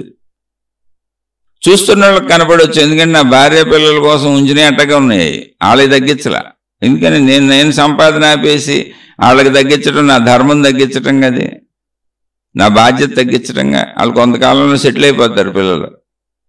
ఓ 4-5 ఏళ్ళు లేదు అలా చూస్తా కూర్చుంటే చక్క పిల్లలు సెటిల్ అయిపోతారు. లేదా ఇంకో మా అబ్బాయి కొంచెం ఇంకా చిన్నోడు, 1-2 ఏళ్ళు పట్టవచ్చు. అందుకని సాగినంతకాలం చూస్తా, ఉన్నది సరిపోతే ఓకే. మొత్తం అమ్మేసి అన్నీ చేసేసి నేను భిక్షగాడిని అయిపోయినా వాళ్ళకి చేయాల్సినవి చేస్తా. అయితే ముందు నాకు జరిగిన పరిస్థితులకి నేను తేరుకోవటానికి అసలు ఈ మౌనం ఏదో సహకారంగా ఉంది. కొంచెం ఆధ్యాత్మిక ఇంట్రెస్ట్ ఉంది, నాకు స్పిరిచువల్ ఇంట్రెస్ట్ ఉంది. అందుకని మీతో పంచుకుంటూ, ఒకవేళ ఏమన్నా ప్రకృతి నాకు ఇంతకుముందు నేను మంచి పనులు చేసి ఉంటే, అంటే అద్భావం తద్భావతి థియరీ కరెక్ట్ అయి ఉంటే, నేను ఒకవేళ మంచి పనులు చేసి మంచిగా జీవించి ఉంటే, నా గత జీవితం అంతా మంచిలో సాగి ఉంటే, ప్రకృతిలో మళ్ళీ నాకు ఒకవేళ అనుకూలత వచ్చి ఇలా మౌనంగా చక్కగా ఆత్మజ్ఞానం తెలుసుకుంటూ వెళ్ళిపోయేలా నా బుద్ధి నిలకడ చెంది పరిస్థితులు సమకూరితే ఇలా వెళ్ళిపోదామని చూస్తున్నా. కేవలం డబ్బు ఒక్కటే నాకు ఇబ్బంది అవుద్ది, లేదా శారీరక అనారోగ్యాలు వస్తే ఏమి చేయలేను, అవి కూడా ఇబ్బందిలేగా. కాదు అనుకుంటున్నా, మరి నేనేం కర్మలు చేశాను, అద్భావం తద్భావతి రాబోయే బుద్ధి కర్మానుసరినే నాకు తెలీదుగా. నా మీద ఏమొచ్చి పడతాయో, నన్ను ఆత్మజ్ఞానం దాకా వెళ్ళనిస్తుందో లేదో నాకు తెలీదుగా. అందుకని ఎక్కడైనా ఇబ్బందులు వస్తే మళ్ళీ పని చేయడానికి సిద్ధంగా ఉన్నా. ఆ రోజు ఇబ్బంది వచ్చిన రోజు వెళ్ళి పని చేసుకుంటా, కానీ ఇబ్బంది వచ్చే వరకు పని చేయను. ఎందుకంటే డబ్బు సంపాదనకేగా, కేవలం డబ్బు సంపాదనకేగా. అందుకని ఈ ఆత్మజ్ఞాన మార్గం ఆధ్యాత్మిక చదువుకుంటూ ఉంటా అప్పటి వరకు మీతో పంచుకుంటూ ఉంటా. ఒకవేళ నన్ను నేను తెలుసుకునే అవకాశం ఇస్తే ఇంకా నేను అదృష్టవంతుడినే. కానీ అంత అదృష్టం నాకు ఉందో లేదో నాకు తెలియదుగా, వెనక తీరేది కదా. మళ్ళీ ఇది యద్భావం తద్భవతి బుద్ధి కర్మానుసరణే తీరేది. అందుకని రేపు రాబోయే సమస్య నాకు తెలీదు. రేపు సమస్య వస్తే దాన్ని ఎదుర్కొంటా. ఇప్పటికి వచ్చిన సమస్యని నన్ను నేను తగ్గించుకొని, నా పర్సనల్ ఖర్చులు తగ్గించుకొని, కుటుంబ ఖర్చులు ఎవరే తగ్గించలే. ఎందుకని నేను చేసిన నిర్ణయం ఇతరులను బాధ పెట్టకూడదుగా. నిర్ణయం ఎవరిది? నాది. నాకు వచ్చిన సమస్యల వలన నేను మా వాళ్ళకి తగ్గట్టు ఉండకపోవటం వలన వాళ్ళు ఎంత చెప్పినా నేను నా పద్ధతిలో ఎలా ఉన్నాను, వాళ్ళ పద్ధతి వాళ్ళకు ఉంది కనుక ఫోన్లే మీది మీరు తీసుకొని ఉండిపోండి. ఘర్షణ కూడా ఏం లేదు. మీ పద్ధతిలో మీరు వెళ్ళిపోండి. మీరు నాకంటే 1000 రెట్లు గొప్పగా ఉన్నారు. మీదే నిజం. మీకు సాగుతుంది, బ్రహ్మాండంగా ఉంది. లక్షల మంది మీ వెనకాల ఉన్నారు. మీకు అన్ని ఆర్థిక బలం, అంగబలం అన్నీ ఉన్నాయి. చక్కగా మీరు వెళ్ళిపోండి. నేను ఇలా ఏకాకిలాగా వెళ్తానని మౌనం పెట్టుకొని పక్క వచ్చాను. కేవలం ఈ జ్ఞానమే అంతే. ఇంతకు మించి కూడా ఏమి సమస్య లేదు అక్కడ. అయితే అది ఘర్షణతో జరగలే. నేనే మౌనం పెట్టుకు పక్క వచ్చాను. ఎందుకంటే నేను ఇలా వెళ్ళాలనుకున్నాను అంతే. మరి అలాంటప్పుడు అది సమస్యను ఎదుర్కొన్నాను అంతే. అది నాకు దుఃఖం కాదు, బాధ కాదు. అందరినీ పోగొట్టుకోవడం ఇప్పుడు బాధ కాదు నాకు. ఎందుకంటే నేను అందరినీ పోగొట్టుకోవాలి. సమస్య వచ్చింది, ఆ సమస్యలో వాళ్ళతో ఉండాలి అంటే వాళ్ళకి తగ్గట్టే ఉండాలి. మాకు తగ్గట్టు ఉంటేనే నాతో ఉండాలి, మాతో ఉండాలి, అయితే నువ్వు వెళ్ళిపోవచ్చు అని చింతన నుంచి చెబుతున్నారు. నాకు పుట్టి ఊహ తెలిసింది కానీ చెబుతున్నారు. కానీ అది విని 50 ఏళ్ళకి డెసిషన్ తీసుకున్నాను నేను. మీకు తగ్గట్టు ఉండలేనులే, నేను ఇప్పుడు నా పద్ధతిలో పోతానని. 50 ఏళ్ళు పెట్టింది ఆ డెసిషన్ తీసుకోవడానికి. చిన్నప్పుడు 5 ఏళ్ళప్పటి నుంచి నాకు గుర్తుంది నాకు. అదన్నీ కామన్ విషయాలే. ప్రతి మనిషికి సమస్యలు ఉంటాయి. ఎవరు చెడ్డోళ్ళు కాదు, మంచోళ్ళు కాదు. వాళ్ళు అలా ఎందుకు చెబుతారు? వాళ్ళు చెడ్డోళ్ళు ఏంటి? వాళ్ళు అనుకున్న సత్యం వాళ్ళు నమ్మారు. వాళ్ళు అనుకున్న సత్యం వాళ్ళు నమ్మిన దాంట్లో నేను చెబుతుంటే మీరు వింటున్న వాళ్ళు 10 మంది 20 మంది కూడా ఉండరు. కానీ మా వాళ్ళని అనుసరిస్తున్న వాళ్ళు లక్షల మంది ఉన్నారు. వాళ్ళనే అనుసరించి సాగుతున్న వాళ్ళు లక్షల మంది ఉన్నారు. వాళ్ళు ఏం తక్కువ స్థితిలో ఉన్నోళ్ళు కాదు. నాకంటే 1000 రెట్లు అన్ని రకాలుగా ఎక్కువగా ఉన్నారు. ఆధ్యాత్మికతలో కానీ, భక్తిలో కానీ, ధనపరంగా కానీ, ఆర్థిక పరంగా కానీ, హోదాల పరంగా కానీ, సమాజ పరంగా కానీ, కీర్తి ప్రతిష్టల పరంగా కానీ, అన్నింటిలోనూ అని చెప్పాను. కాబట్టి నా అవసరత అసలు వాళ్ళకి లేదు. నేనేదో సమస్య అది అంతే. దానికి దుఃఖమే ఉంది. నాకు ఇది నచ్చింది, ఇలా ఉండాలనుకున్నాను. నాకు కీర్తి ప్రతిష్టలు అక్కర్లేదు, హోదాలు అక్కర్లేదు. కాకపోతే బతకడానికి డబ్బు కావాలి. డబ్బు అక్కర్లేదని చెప్పే స్థితిలో లేను. కాకపోతే ఉన్నదేమన్నా సరిపోద్దేమో చూద్దామని తప్పుకున్నాను. ఆగిపోయాను. మిగిలిన నాకు అక్కర్లా. నాకు జనం అక్కర్లా, కీర్తి ప్రతిష్టలు అక్కర్లా, పేరు ప్రఖ్యాతులు అక్కర్లా, నన్ను ఎవరు పొగడక్కర్లా, నేను ఎవరికి తెలియక్కర్లా, వాళ్ళు నాకు తెలియక్కర్లా. అసలు ప్రపంచంతో పని లేదు నాకు. బతుకుతాను ఊరికినంత. అంటే గుర్తింపు అక్కర్లా. ప్రపంచంతో పని లేదని ప్రపంచాన్ని తక్కువ చేయట్లా. గుర్తింపు అక్కర్లా. అది నాకు అర్థమైన జ్ఞానం. కానీ బతకడానికి మరి బతుకు తెరువుకి కుటుంబం ఉందిగా, డబ్బు కావాలిగా. అందుకని ఉన్న డబ్బు సరిపోతే ఓకే. లేదు సమస్య వచ్చింది అంటే ప్రారంధం వచ్చింది, ఇంతకుముందు చేసింది. ప్రారంధం అంటే ఇంతకుముందు చేసింది. అప్పుడు సమస్యను ఎదుర్కోండి. అలా జీవితంలో సమస్యలు ఉంటాయి. ఓ భార్య మాట వినకపోవడం, భర్త మాట వినకపోవడం, ఎదుటోళ్ళు మనకు నచ్చినట్టు ఉండకపోవడం, మనం అనుకున్నవన్నీ జరగకపోవడం, ఇవన్నీ సమస్యలు. మనకు నచ్చినట్టు అందరూ ఉండకపోవడం, ఇవన్నీ సమస్యలు. వాళ్ళందరూ ఇలా ఉండాలని భావించుకోవడం మనం తయారు చేసుకున్న పెద్ద సమస్య అంటున్నా. అసలు ఎవరు ఎలా ఉంటే అలా ఉండండి, వదిలేయమంటారా, ఉంచుకోమంటారా ఏంటని నన్ను అడగటం కదా. అసలు నేను ఏది చెప్పట్లా, ఎవరికి చెప్పను. నాకే సమస్య ఉంది. వస్తే ఎదుర్కొంటున్నారు. రేపు మా అబ్బాయి ఉన్నాడు, చదువుకుంటున్నాడు, చిన్నపిల్లోడు, బీటెక్ సెకండ్ ఇయర్కి ఈ సంవత్సరం వచ్చాడు. ఆడు చదువు ఎప్పుడు పూర్తి అవ్వాలి, తర్వాత ఇంకా ఏదో ఎంబీఏ ఏదన్నా చదువుతానంటున్నాడు. ఆ పై చదువులు అవన్నీ ఎప్పుడు అవ్వాలి, ఎప్పుడు ఉద్యోగం రావాలి, ఎప్పుడు సెటిల్ అవ్వాలి. ఈ లోపల ఎన్ని సమస్యలు వస్తాయో, ఎన్ని ఇబ్బందులు వస్తాయో. ఆర్థిక ఇబ్బందులు వస్తాయా, అనారోగ్య ఇబ్బందులు వస్తాయా, సామాజిక ఇబ్బందులు వస్తాయా. అసలు అప్పుడు దాకా నేను ఉంటానా? నాకు కూతురు ఉంది. మా అమ్మాయిది ఈ సంవత్సరం చదువు అయిపోద్ది. మా అబ్బాయి కంటే పెద్దదే. ఈ సంవత్సరం చదువు అయిపోద్ది ఆమెకి. మరి ఆమెకి ఉద్యోగం ఎప్పుడు వస్తుందో, ఎప్పుడు పెళ్ళి అవుద్దో ఏమో నాకు తెలీదు. సాఫీగా సాగితే అందరిలో అన్నీ సాగిపోతాయి, ఏదో ఒక ఉద్యోగం వస్తుంది, పెళ్ళి అయిపోద్ది, అది మామూలు విషయం. అది సమస్యలతో వెళ్తుందా సాధారణంగా వెళ్తుందా నాకేం తెలుసు, అది వస్తే ఎదుర్కోవాలి అంతే. ఒకవేళ నన్ను సాఫీగా నడిపించాలి, నేను ఇంతకుముందు మంచివాడినే, నేను చేసిన మంచి పనులే, నేను మంచిగానే జీవించాను, ఇంతకుముందు నా జీవితం మంచిగానే ఉంది అనుకుంటే నా ముందు జీవితం అంతా సాఫీగా ఉంటుంది. ఎందుకని నేను ఆత్మజ్ఞాన మార్గంలో వెళ్ళటానికి అది నాకు దారిస్తుంది. బుద్ధి కర్మానుసరణ అంటే అది ప్రకృతి దారిలో ఇస్తుంది. నా ఆలోచన కూడా ఆ దారిలో వెళ్ళాలనిపిస్తుంది. ఒకటి నా లోపల నుంచే వస్తుంది అలా వెళ్ళాలని, దానికి అనుకూలతని ప్రకృతి ఇస్తుంది. నేను ప్రకృతి వేరువేరు కాదుగా, ఇద్దరం ఒకటే. మనం వేరువేరు అనుకుంటున్నాం. నాలో ఉన్న శక్తి ప్రకృతి శక్తి ఒకటే. నేను ప్రకృతిలో ప్రకృతి శక్తితోనే నేను వేరు అనుకుంటూ జీవిస్తున్న ఒక మనిషిని, చెట్టుకున్న ఒక ఆకుని, ప్రకృతిలో ఒక జీవిని, నేను ప్రకృతిలోనే ఉన్నా. అప్పుడు అందుకని నేను చేసిన సత్కర్మలు అయితే నాకు దారి వస్తుంది, నేను వెళ్ళటానికి దారి వస్తుంది. లేదా సమస్యలు వస్తాయి, అప్పుడు ఎదుర్కొంటూ వెళ్ళాలి. అంటే నేను చేసిన దుష్కర్మలు అయితే సమస్యలు వస్తే ఎదుర్కొంటూ వెళ్ళాలి. సమస్యలు వచ్చినా ఎదుర్కొంటూ వెళ్ళేటప్పుడు దుఃఖం కాదు, అది ఎదుర్కొంటూ సమస్య లేని మనిషే ఉండడం. అందుకని జాగ్రత్తగా చూసుకోండి. ఇది ఎక్కడ ఎవరు పట్టుకోవాలి, ఎవరు వదిలేయాలి, చిలక చూసేలా అనేది అసలు నాకు రాదు, నాకు తెలియదు, నాదే నాకు తెలియదు. ఈ నిమిషం ఇలా జీవిస్తున్నా, ఏమొస్తుందో చూస్తా, దాన్ని ఎలా ఎదుర్కోగలనో చూస్తా, ఎదుర్కొంటే వెళ్తా అంతే. ఎదుర్కోకైతే తప్పదు, జీవితంలో ఎప్పుడు ఎదుర్కోవాల్సిందే ప్రతి మనిషి. ఒక్కోసారి సాఫీ రోడ్డు ఉంటుంది, సమాన రోడ్డు ఉంటుంది, మామూలుగా నడిచి వెళ్ళిపోవచ్చు. ఒక్కొక్కసారి పల్లపు రోడ్డు వస్తుంది, అంటే వాలుగా ఉంటుంది, ఇక మనమే పరిగెత్తినట్టు వెళ్ళిపోతాం, ఇంకా స్పీడ్గా వెళ్ళిపోతాం, అనుకూలంగా నడుకుంటుంది, ఇంకా అనుకూలంగా. ఒకసారి ఎదురు రోడ్డు వస్తుంది, ఎత్తెక్కాల్సి వస్తుంది, అప్పుడు కష్టపడి ఎక్కాలి. ఇంతే జీవితం, అలా మారుతూ ఉంటుంది ఎప్పటికప్పుడు. అది కానీ మనం ఎప్పుడు ఏం కోరుకుంటామంటే వాళ్ళు రోడ్డు కానీ సమాన రోడ్డు కానీ కోరుకుంటాం, ఎత్తెక్కేది వద్దు అనుకుంటాం. కాదు, అది అలా ఉంటుంది. అలాగే మన చుట్టూ ఉన్న వాళ్ళు, మన పిల్లలు, మన కుటుంబ సభ్యులు, వాళ్ళందరూ ఇలా అయిపోవాలి అలా అయిపోవాలని మనం అనుకుంటాం. కానీ అయిపోవటం అనేది వాళ్ళు కాదు అవ్వాలి, మన చేతిలో ఎక్కడుంది అసలు అది. ఇప్పుడు వాళ్ళు అవ్వలేదని మనం దుఃఖపడటంలో అర్థం ఉందా? ఆలోచించండి ఒకసారి. వాళ్ళు ఎలా అవ్వలేదు ఏంటి అని మనం దుఃఖపడటంలో అర్థం ఉంది. అవనోళ్ళు ఎవరు? వాళ్ళు కదా, వాళ్ళకి తెలియదా? వాళ్ళు చిన్నపిల్లల, పెళ్లిళ్ళు చేసుకొని పిల్లల్ని కన్నారు. చిన్నపిల్లలు అయితే చెప్పచ్చు.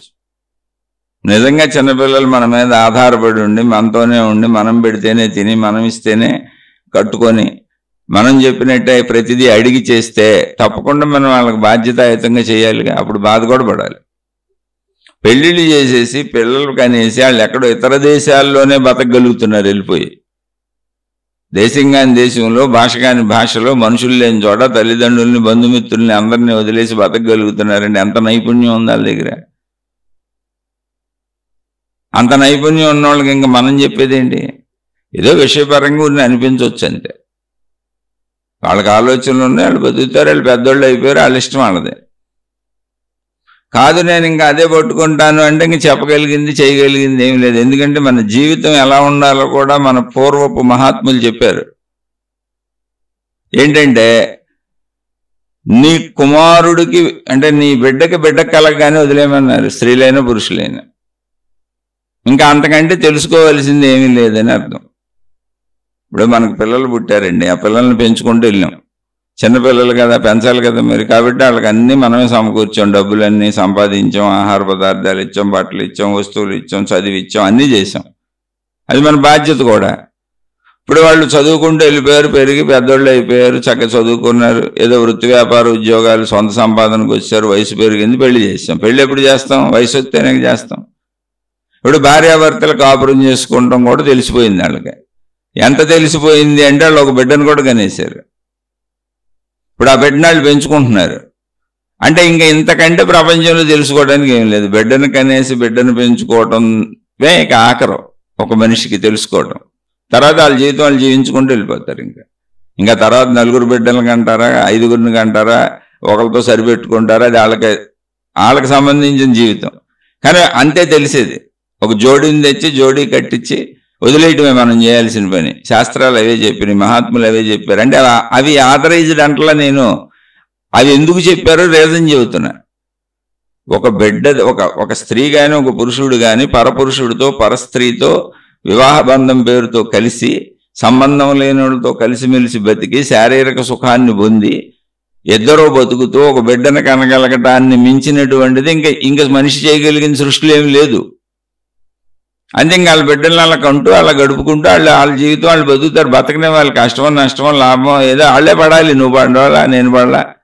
ఇప్పుడు నాకు 55 ఏళ్ళు వచ్చినాయి. నాకెవరు చెప్పారు? ఇవన్నీ నేను చేసుకుంటూ వచ్చాక. మీరు బిడ్డలను కానీ పెంచారు. మీకెవరు చెప్పారు? మీరు చేసుకుంటూ వెళ్ళారుగా. ఈ ప్రశ్న అడిగిన మీరు కూడా ఇప్పుడు 55, 60లో ఉండాలిగా. మీ పిల్లలకి పెళ్ళిళ్ళు అయిపోయినాయండి. మరి మీకెవరు చెప్పారు? మీకెవరు నేర్పారు? మీకు అందరూ నేర్పాలి చెప్పినట్టు మీరు ఉన్నారా? ఇలా ప్రశ్నించుకోండి. నేను అడగట్లా. నేను మిమ్మల్ని అడిగే అవసరం నాకే ఉంటుంది. మీ పాదాలకు నమస్కారం ఎవరికైనా సరే. నేను ఎవరిని మిమ్మల్ని అంటే చెప్పేటప్పుడు అలా ప్రశ్నోత్తరాల రూపంలో మాట్లాడుకొని కొంచెం గట్టి పదాలు గట్టిగా మాట్లాడితే బాగా అర్థమవుద్దని అలా మాట్లాడతా. మీరెవరో కూడా నాకు తెలియదుగా. అసలు నేనెవరో మీకు తెలియదు. విషయాన్ని అర్థం చేసుకోండి. మీరెలా ఒడిదొడుకులతో బతికారో వాళ్ళు అలా బతికొస్తారు, నేర్చుకుంటారు. వాళ్ళ జీవితం వాళ్ళు వెళ్ళనే ఉండి ఇంకా ఎవరైనా అంతే. ఇక్కడ అలా అని మన మీద ఆధారపడ్డారు. ఇప్పుడు నా పిల్లలు ఉన్నారు, ఆధారపడి ఉన్నారు. ఇంకా వాళ్ళకి జీవితం రాలా. కాబట్టి నా బాధ్యతలు చేయాలి. వాళ్ళ జీవితం వచ్చినాక నేను కూడా వదిలేయాలి. అప్పుడు వదలలేక ఇప్పుడు మీలాగా నేను కూడా పట్టుకోవచ్చు. అప్పుడు ఎలా ఉంటానో నాకు తెలియదుగా. ఆ స్థితి ఇంకా నాకు రాలా. ఒకవేళ పట్టుకున్నాను అనుకో, నేనే దుఃఖపడతా. అది నా దుఃఖం అంతే. ఆ దుఃఖం ఎవరిగా ఉండదు. నేను కల్పించుకున్న దుఃఖం అది. ఎదుట వాళ్ళు ఇలా ఉండలేదు, అలా ఉండలేదు, నాకు నచ్చినట్టు ఉండలేదు, నేను అనుకున్నట్టు ఉండలేదు. వాళ్ళ జీవితం గురించి నేను అనుకుంటున్నాను. నేను అనుకున్న విధంగా వాళ్ళు ఉంటే వాళ్ళు బాగుపడతారు, అభివృద్ధి చెందుతారు. అసలు బాధ్యత రాహిత్యంగా ఉన్నారు. వాళ్ళకి పిల్లోడు పుట్టినా కూడా వాళ్ళు పట్టించుకోవట్లేదు. ఇంత బాధ్యత రాహిత్యమా అని నేను అనుకుంటున్నా వాళ్ళ జీవితం గురించి. కానీ ఎవరి పిల్లల మీద ఎంత మమకారం ఉంటుంది. ఇప్పుడు మీరు మమకారంతోనే ఇవన్నీ అనుకుంటున్నారు మీ పిల్లల మీద. మరి వాళ్ళ పిల్లల మీద వాళ్ళకి మమకారం ఉండదా? అదే భ్రాంతి. మాయ అంటే ఇదే భ్రాంతి. అంటే అదే. ఎవరి పిల్లల మీద వాళ్ళకి అద్భుతమైన మమకారం ఉంటుంది.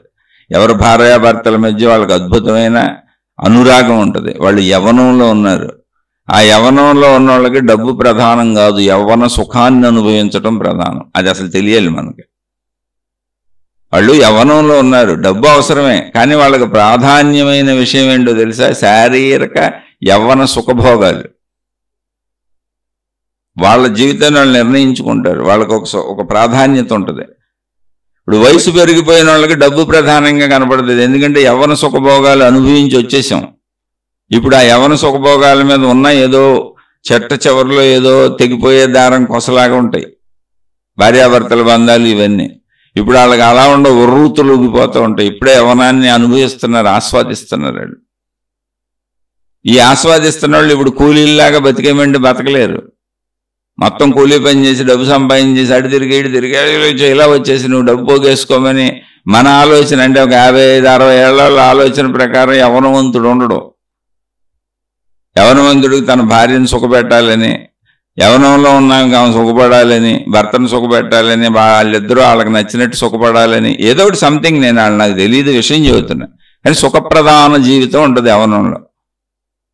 కార్యప్రధాన జీవితం ఉండదు.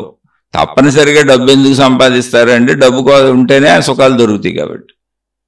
కానీ అది పెరిగిపోయి వృద్ధాప్యానికి వచ్చేటప్పటికి ఏమవుద్ది? యవ్వనం తగ్గేటప్పటికి సుఖప్రధానత శరీరంలో తగ్గుద్ది. అయ్యో డబ్బు ఉంటే సుఖాలు వస్తాయి, భోగాలు వస్తాయి, ఇవి ఉంటాయి, హాయిగా ఉంటారని మనకు అనిపిస్తూ ఉంటుంది. వాళ్ళకి అనిపించదు. దాన్ని గ్రహించగలగడం, అర్థం చేసుకోగలగడం, ఆ స్థితులన్నీ మనం దాటి వచ్చాం కాబట్టి తెలుసుకోగలగడమే జ్ఞానం. అంటే ఎదుటోళ్ళ ప్లేసులో కూర్చొని ఆలోచించగలగడమే ఆధ్యాత్మికత. అదే జ్ఞానం.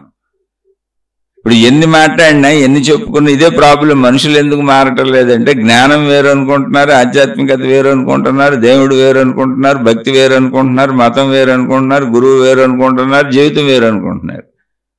అవన్నీ చేసేస్తాం. మా జీవితంలో మా ఇష్టం వచ్చినట్టు ఆలోచించుకుంటాం. మాకు ఇలా జరగాలి, దేవుడు మా అబ్బాయిని ఎలా పెట్టు, మా అమ్మాయిని ఎలా పెట్టు, మా కోడల్ని ఎలా పెట్టు, మా అల్లుడిని ఎలా పెట్టు, మా కూతురిని ఎలా పెట్టు, మా మనవడిని ఎలా పెట్టు, నన్ను ఎలా పెట్టు, మా ఆవిడిని ఎలా పెట్టు, మా అన్నయ్యని ఎలా పెట్టు, మా తమ్ముడిని ఎలా పెట్టు అని మళ్ళీ దేవుళ్ళు, గురువులు, మహాత్ములు, మతాల దగ్గరికి వెళ్ళి ఈ కోరుకుంటుంటాం.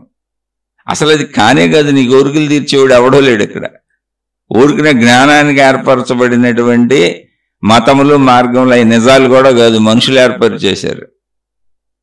మనుషులు ఏర్పాటు చేసినవి అవన్నీ. ఆ మతాలు నిజం కాదు, ఆ మతాలు ఏర్పాటు చేసిన దేవుళ్ళు నిజం కాదు, వాళ్ళు చెబుతున్న ఆచార వ్యవహారాలు, సిద్ధాంతాలు, పద్ధతులు నిజం కాదు. ఒక నిజాన్ని చేరుకోవడానికి వాళ్ళు ఏర్పాటు చేసిన నిత్యంలో దారులు, రోడ్లు వేశారు. అవి నిజాలు కాదు, సత్యాలు కాదు. సత్యాన్ని చేరుకోవడానికి వేసిన దారులు.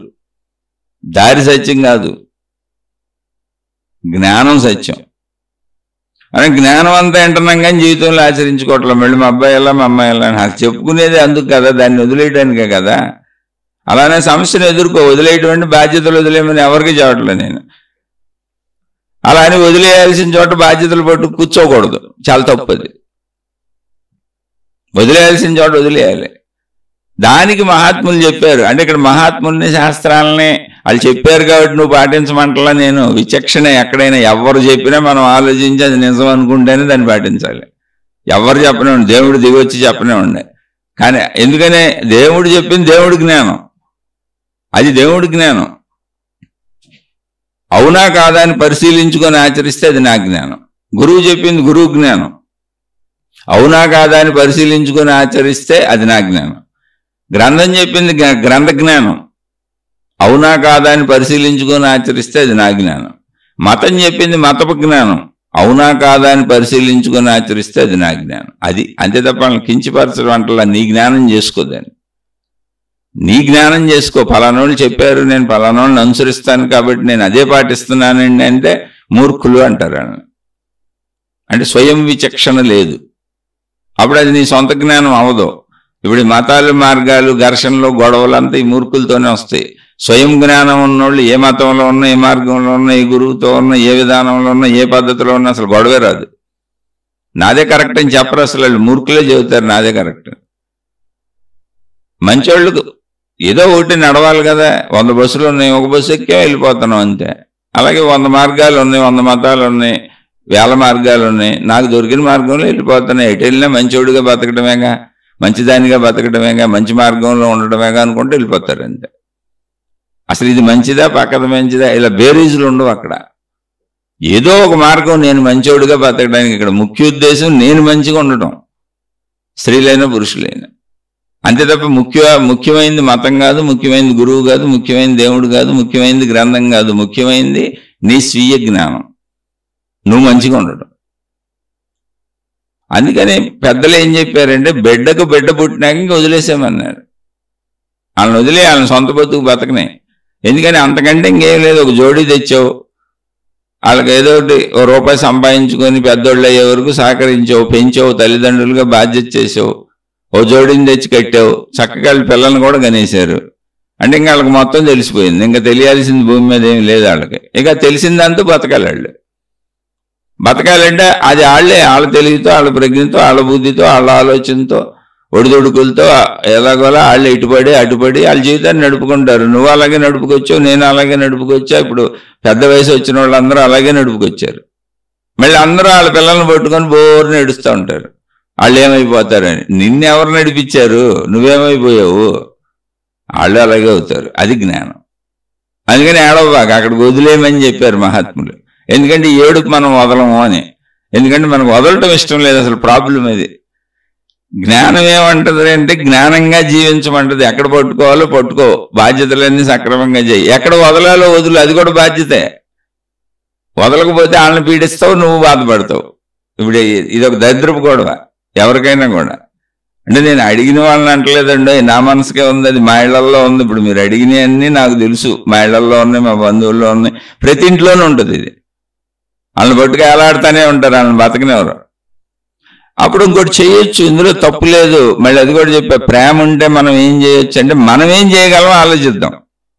ఇప్పుడు నేను చెప్పా, నేను నా ఖర్చు తగ్గించుకున్నా, నా భార్యకి తగ్గించలా, మా ఇంట్లో తగ్గించలా, నా పిల్లలకి తగ్గించలా, నాకు తగ్గించేసుకున్నా మొత్తం. ఎందుకని ధన సంపాదన ఆపేసింది నేను కాబట్టి. రేపు సమస్య వస్తే మళ్ళీ నేను వెళ్ళి పని చేస్తాను. ఎందుకని పనిచేసి సంపాదించాల్సింది యజమాని నేనే కాబట్టి, బాధ్యతలు నిర్వర్తించాల్సింది నేనే కాబట్టి. చాలా సింపుల్, చక్కగా చెబుతుంది. ఇది నా చేతిలో ఉంది, ఇది నా చేతిలో ఉంది. నేను ఆపేశాను కదా, మీరు అందరూ సర్దుకోండి, ఒక పూట తిని బతకండి, మరి ఎక్కువ తినేస్తే అయిపోద్ది ఏమో డబ్బులు. మీరు ఎక్కువ తినబాకండి, ఎక్కువ కట్టుకోబాకండి, ఎక్కువ చేయబాకండి అని వాళ్ళకి చెప్పకూడదుగా, తప్పు కాదు, నా బాధ్యతలు నేను నిర్వర్తించాలిగా. అప్పుడు ఆ పాపం నేను మూట కట్టుకుంటా. దానికంటే బెటర్ నేను ఏదో పని చేయటం. ఇప్పుడు సాగుతున్నంతకాలం వెళ్తానని చెబుతున్నా, ప్రాబ్లం వస్తే పని చేస్తానని చెబుతున్నా, సిద్ధమై ఉన్న సమస్యను ఎదుర్కోవడానికి. అయితే మరి ఎందుకు ఇప్పుడు పని చేయట్లేదంటే, ఇలా సాగిపోతే నన్ను నేను తగ్గించుకొని జాగ్రత్తలో ఉంటే సాగుద్దా, ఉన్నది సరిపోద్దా అంటే సమస్యలు ఏమి రాకుండా వెళ్తుందా? ఎందుకని మా అమ్మాయి చదువు అయిపోవచ్చింది, ఏదో ఒక ఉద్యోగం వచ్చేస్తే మా అమ్మాయికి ఇంకా నేను డబ్బు అవసరం తగ్గిపోద్ది, నేను ఇవ్వక్కర్లా. మా అబ్బాయి వరకు ఉంది, ఏమన్నా సరిపోద్దా అని ట్రై చేస్తున్నా. ఎందుకంటే ట్రై చేయడానికి కొంత అవకాశం ఉంది, నాకు కొంత ఫెసిలిటీ ఉంది. అవి ట్రై చేసే దాంట్లో మరి నేను మంచివాడినో చెడ్డోడినో, వెనక ఏం చేసి వచ్చానో, ఎటువంటి కర్మలు ఉన్నాయో, నేను అనుభవించవలసిన ప్రారంధం ఎలా ఉందో, అది నా మీద ఎలా వచ్చి పడుతుందో, యద్భావం తద్భవతిలో ఏం చేశానో, బుద్ధి కర్మానుసరణలో ఎటు సాగుతుందో, ఇప్పుడు నేను చెబుతుంది కూడా బుద్ధి కర్మానుసరణ సూత్రంలోకి వస్తుంది నా ఆలోచనలు కూడా. కాబట్టి ఏదొచ్చినా దాన్ని ఎదుర్కొంటే అది సమస్య అంతే, దానికి దుఃఖపడేదేముంది, దుఃఖపడిని చేయగలిగిందేముంది? అందుకని జ్ఞానాన్ని జీవితంలో ఆచరించుకోండి. జ్ఞానం వేరుగా వినేసి జ్ఞానం వేరు అనుకొని జీవితంలో ఆచరించుకోకపోతే ఇంక ఉపయోగమే లేదు అసలు. ఇది ఎంత విన్నా మళ్ళీ మా ఆవిడ ఎలా, మా అబ్బాయి ఎలా, మా ఆయన ఎలా, మా పక్కింటోడు ఎలా, ఎదురింటోడు ఎలా అంటే ఇంక దానికి అర్థమే ఉంది. అసలు జ్ఞానం అప్లై చేయడం కదా. ఘాటుగా చెబుతున్నా నేను అనుకోబాకండి, నిజం. అది కుటుంబంలోనూ మీ జీవితంలోనూ ఆచరించుకోవడానికి కదా రోజు మాట్లాడుకునేది. ఏ దాటపోతే ఆత్మజ్ఞానానికి ఎక్కడ వెళ్తాం మనం? అసలు వదిలేయాల్సిన చోట వదిలేయండి, వదలలేకపోతే మీరేం చేయగలరో ఆలోచించి చేసి పెట్టండి, అంతే తప్ప వాళ్ళు చేయట్లేదంటే అసలు ఎదుటోడిని మార్చే అవకాశం సృష్టి ఎవరికి ఇవ్వలేదు. మిమ్మల్ని మీరు కూడా మార్చుకోలేరు కర్మ సిద్ధాంతంలో. ఎలా మార్చుకోలేరంటే మళ్ళీ చదువుతున్నా, మీకు స్వేచ్ఛ ఉంది, మీరు మంచిగా ఉండొచ్చు, కానీ ఒకసారి మీరు మంచో చెడో చేసేసినాక వచ్చే కర్మఫలాన్ని మార్చలేరు. మంచి చేస్తే మంచిది వస్తుంది, చెడు చేస్తే చెడుది వస్తుంది, కర్మఫలం మార్చలేరు, అదే అనుభవించాలి మీరు. మళ్ళీ చేసేది మీ చేతిలో ఉంది, చేసేది ఎప్పుడు మీ చేతిలో ఉంది, వచ్చే కర్మఫలాన్ని మార్చలేరు. అలానే బలంగా మనం చేసిన తప్పులే అయితే చేసేది కూడా అది మళ్ళీ దాని చేతిలోకి వెళ్ళిపోద్ది. బుద్ధి కర్మానుసరణే. మన బుద్ధి ఆగిపోయి కర్మలు మనం అనుభవించవలసినటువంటి కర్మ ఫలాలు ఎలా ఉంటాయో ఆ వైపు పనులు చేసుకుంటే వెళ్తాం. బుద్ధి అంటే దోహదపరుస్తుంది, మనమే నష్టపరుచుకుంటాం. ఇలా తనను తాను నష్టపరుచుకున్న వాళ్ళు ఎంతోమంది తెలుసు. నేను మీకు ఉదాహరణ చెప్పే, కూతురుని చంపేసుకున్నాడు, అలా ఆత్మహత్యలు చేసుకున్న వాళ్ళు తెలుసు. తల్లిదండ్రులే తమ సొంత పిల్లల భవిష్యత్తు అనుకొని నాశనం చేసిన వాళ్ళు తెలుసు. కాళ్ళు నాశనం చేయరుగా, మంచి అనుకొని. ఇప్పుడు చదవలేని వాళ్ళని నాకు తెలిసిన మా ఫ్యామిలీలో చెబుతాను, కుటుంబాల్లో నాకు తెలిసిన కుటుంబాలు పాపం బాగా చదవలేరు, ఒక మధ్య రకంగా చదువుతారు. వీళ్ళని డాక్టర్లు చేసేస్తామని వాళ్ళని నానా తిప్పలో పెట్టి చిన్నప్పటి నుంచి చదువుతున్నారు డాక్టర్లు చేసేస్తామని. పాపం వాళ్ళు ఇంటర్మీడియట్కి వచ్చి అసలు ఏమీ చదవలేక డాక్టర్ కంటే ఏంటి ఆ ఎంట్రన్స్ ఎగ్జాములు రాసి మంచి స్కోరులు తెచ్చుకోవాలి. అలానే ఎంత స్కోర్ తెచ్చుకున్నా ఆ టాప్ ర్యాంకులో లేకపోతే సీట్లు ఎక్కడ వస్తాయి?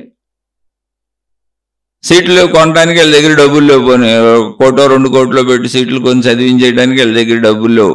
మిడిల్ క్లాస్ కంటే డౌన్ వాళ్ళు, మిడిల్ క్లాస్ కంటే తక్కువ, లోయర్ మిడిల్ క్లాస్. అంటే దాన్ని తక్కువ చేయట్లా. చదవలేను, ఇప్పుడు చదవగలిగిన వాళ్ళు అయితే ఒక రిక్షా తొక్కుని ఆయన, రోడ్లు ఉడుచుకుని ఆయన, కూతురో కొడుకు ఆయన చదవగలిగిన వాళ్ళు అయితే తప్పే ఉంది. ఆశించడం తప్పులే, చక్కగా చదువుతారు, మార్కులు తెచ్చుకుంటారు, సీట్లు వచ్చారు. డాక్టర్లను చేస్తామని రకరకాలుగా తిప్పాలని కాలాలు వృధా చేసుకొని పాప మా పిల్లలు గజిబిజి అయిపోయి గందరగోళం అయిపోయి ఎటూ కాకుండా ఎటో పోయారు. ఏ మామూలు చదువుకి ఎక్కడికో పోయారు అంతే. వీళ్ళు కూడా అప్పుల పాలైపోయి రకరకాలు అయిపోయారు. ఇప్పుడు ఏం చేయాలని వాళ్ళు చేసుకుందే కదా. బుద్ధి కర్మానుసరినే. నీ బుద్ధే నిన్ను నశింప చేసుకునేలా వెళ్తుంది. ఇప్పుడు మా అమ్మాయి ఎంత చదవగలదో, మా అమ్మాయి కెపాసిటీ ఏంటి, మా అబ్బాయి ఎంత చదవగలడో, మా అబ్బాయి కెపాసిటీ ఏంటి తెలియాలి కదా. దాన్ని బట్టిగా మనం ఆశించాలి. ఇప్పుడు మా అబ్బాయి ఇండియా ప్రైమ్ మినిస్టర్ అయిపోతే ఆనందమే నాకు. మా అమ్మాయి కూడా మొత్తం వరల్డ్నే శాసించే స్థితికి వెళ్తే ఆనందమే నాకు. కానీ ఎందుకు వెళ్తారంటున్నా? ఎలా వెళ్తారు అసలు? అలా కుదురుద్దా? అలా కుదరాలి. ప్రైమ్ మినిస్టర్లు ఉన్నారు కదండి, ప్రపంచాన్ని శాసించే వాళ్ళు ఉన్నారు కదండి అంటే వాళ్ళు చిన్నప్పటి నుంచి రాజకీయ రంగాల్లోకి వెళ్ళి నానా తిప్పలో పడి జీవిత కాలాలు వెళ్తే ఎప్పుడో ఒకసారి ప్రైమ్ మినిస్టర్ అయ్యారు. అలా ఎవరో జీవిత కాలాలు కష్టపడితే ఒక స్థితికి వెళ్తారు. మన వాళ్ళకి అంత ప్రజ్ఞ ఉందా, అంత తెలివి ఉందా, అంత చదవగలరా? వీటి మీద కదా మన కోరికలు ఉండాలి. కోరిక ఉంది ఊరికి అనుకోవడమేగా. అందుకే జ్ఞానం రోజు మాట్లాడుకునేది నీ స్థితి ఏంటి, నీ తెలివేంటి, నీ ప్రజ్ఞ ఏంటి, నీ భార్య ఏంటి, నీ భర్త ఏంటి, నీ పిల్లలేంటి, మీకున్న తెలివిలేంటి, మీకున్న ప్రజ్ఞలేంటి, మీ పిల్లలకున్న సామర్థ్యాలు, చదువు సంధ్యల సామర్థ్యాలు ఏంటి, ఆరోగ్య సామర్థ్యాలు ఏంటి, మీకున్న ఆరోగ్యం ఏంటి, మీ శారీరక శక్తులేంటి, మానసిక శక్తులేంటి, ఆర్థిక శక్తులేంటి, ప్రజ్ఞ అంటే తెలివి శక్తులేంటి, బుద్ధి శక్తులేంటి, ఇవన్నీ చూసి దాన్ని బట్టి ఆలోచించాలి. అందుకే రోజు ఈ ఆధ్యాత్మిక చదువు చెప్పుకునేది. మన పరిధిలోనే మనం ఆలోచించాలి. మనకున్న దాంతో తృప్తిగా బతకండి అంటే అది ఒక డబ్బు కాదు.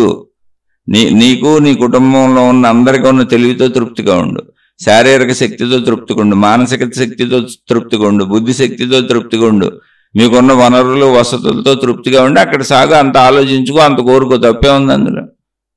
ఇలా ఎంతోమంది తమకు మించి చేసేసుకొని ఇప్పుడు అసలు నాకు తెలిసి మా వాళ్ళలోనే అసలు ఎంత చెప్పినా వినకుండా నువ్వు చేయలేవు, నీ వల్ల కాదు, ఇబ్బంది పడతారు అంటే మేము చేయగలిగిన సాయం చేయగలిగిన అన్నాళ్ళు చేశాను. నేను బోల్డ్ మందికి సాయాలు చేశాను. నేను మౌనం పెట్టుకునే వరకు మా బంధువుల్లోనే నేనే బోల్డ్ చేశా.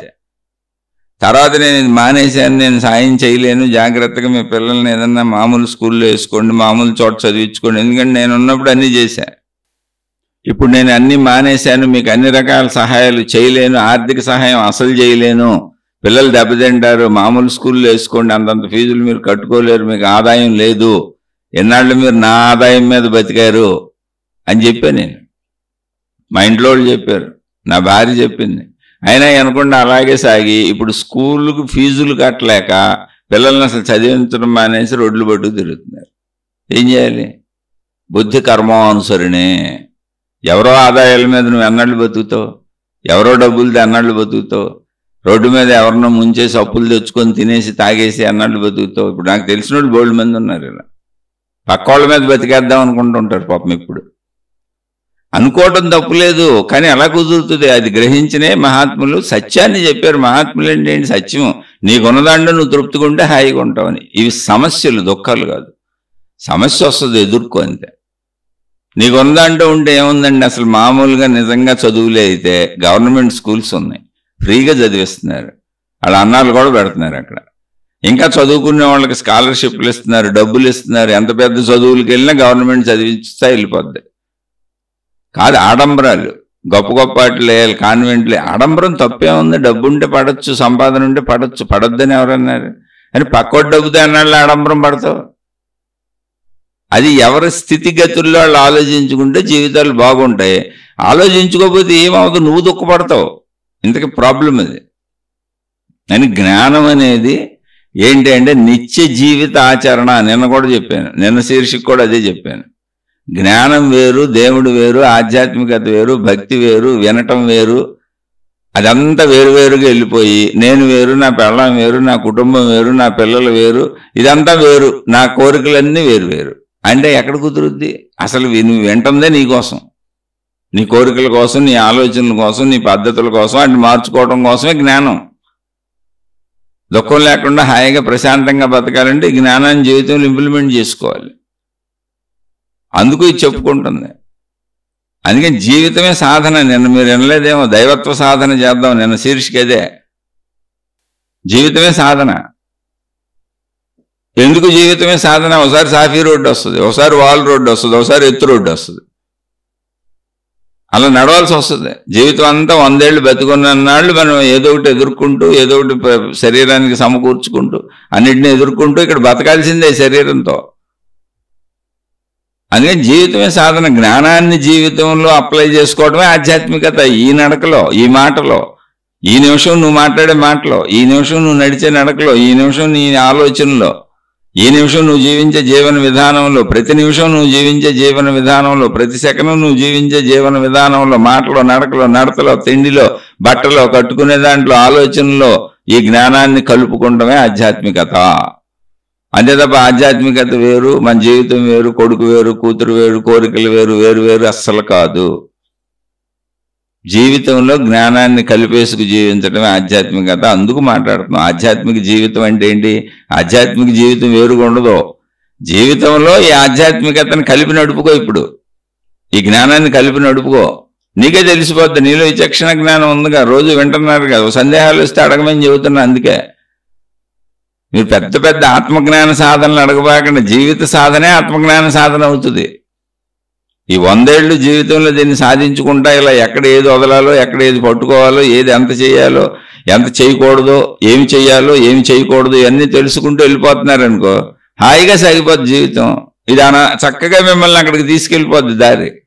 జీవితంలో ఆచరించుకోకుండా జ్ఞానాన్ని వేరుగా వింటూ, దేవుణ్ణి వేరుగా పెట్టుకొని, ఆచార వ్యవహారాలు వేరుగా పెట్టుకొని, దైవ సంబంధిత క్రియలు వేరుగా పెట్టుకొని, గురువుల్ని వేరుగా పెట్టుకొని, ప్రార్థనాలయాలు, పుణ్యయాత్రలు, పుణ్యక్షేత్రాలన్నీ వేరుగా వాటికి టైం కేటాయించుకొని నా జీవితం వేరు అనుకున్నారనుకో, ఇంకా మీరు చేసేది ఏమీ లేదు. అవన్నీ నీ జీవితంలో ఇప్పుడు ఇక్కడ ఈ నిమిషం నువ్వు ఎలా నడుస్తావు, ఎలా మాట్లాడతావు, ఎలా తింటావు, ఎలా కూర్చుంటావు, ఎలా జీవిస్తావు మొత్తంగా అనే దాంట్లో నువ్వు జ్ఞానాన్ని కలుపుకోవడానికి మతాలు ఉన్నాయి, మార్గాలు ఉన్నాయి, తీర్థయాత్రలు ఉన్నాయి, పుణ్యక్షేత్రాలు ఉన్నాయి, జ్ఞాన గ్రంథాలు ఉన్నాయి, గురువులు ఉన్నారు, మహాత్ములు ఉన్నారు. మొత్తం ఈ నిమిషం నువ్వు జీవించే జీవితంలో కలుపుకోవటానికి అదే ఆధ్యాత్మిక జీవితం.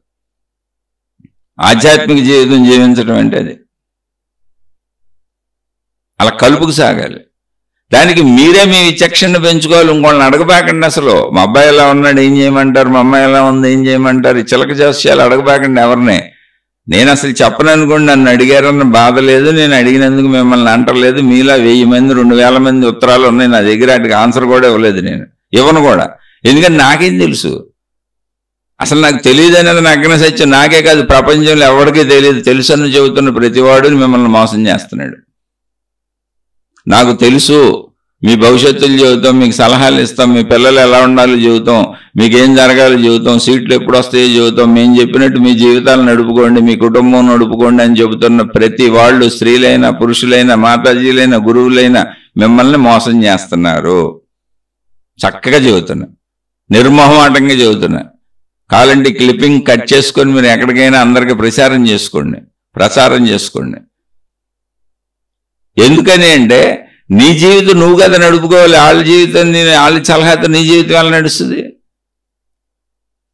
కాదు. నీకు ఆశ, కోరిక, ఎవరో మహాత్ములు వాళ్ళ తపోశక్తితో వాళ్ళ కొన్నాటితో మేము నడిపేస్తారని. కాలంలో తెలుస్తుంది అలా జరగదని. అంతే, నీ జీవితం నువ్వే నడుపుకోవాలి. అలాని గురువులను గౌరవించు, మహాత్ములను గౌరవించు, గ్రంథాలను గౌరవించు, మతాలను గౌరవించు, అన్ని గౌరవించు. ఎందుకు? ఆ జ్ఞానాన్ని నీ జీవితంలో ఆచరించుకోవటానికి. నువ్వు ఇప్పుడు జీవించేటప్పుడు, నువ్వు మాట్లాడేటప్పుడు, నువ్వు నడిచేటప్పుడు, నువ్వు పనిచేసేటప్పుడు, నువ్వు సంపాదించేటప్పుడు, నువ్వు పొందేటప్పుడు, నువ్వు తినేటప్పుడు, నువ్వు ఇచ్చేటప్పుడు, నువ్వు భావించుకునేటప్పుడు, నువ్వు నీ కుటుంబాన్ని బతికించుకునేటప్పుడు, మీ అందరూ కలిసిమెలిసి బతికేటప్పుడు ఎలా జీవించాలి అన్న దానికి ఈ జ్ఞానాన్ని ఉపయోగించుకో. మత జ్ఞానాన్ని, గురు జ్ఞానాన్ని, గ్రంథ జ్ఞానాన్ని. అంతే తప్ప అది నిన్ను ఎక్కడో సపరేట్గా విడదీయటానికి కాదు. అది వేరు ఇది వేరు కాదు, రెండు ఒకటే. అదే జీవితం, అదే ఆధ్యాత్మిక జీవితం, అదే భౌతిక జీవితం. ఆధ్యాత్మిక భౌతికాలు రెండు లేవు, ఉన్నది ఒకటే. ఆధ్యాత్మికంగా జ్ఞానాన్ని కలుపుకోవటకుండా మామూలుగా జీవించేస్తున్నారు కాబట్టి ఆ మామూలు జీవితానికి ఒక పేరుతో చెప్పారు భౌతిక జీవితం అని. అంతే.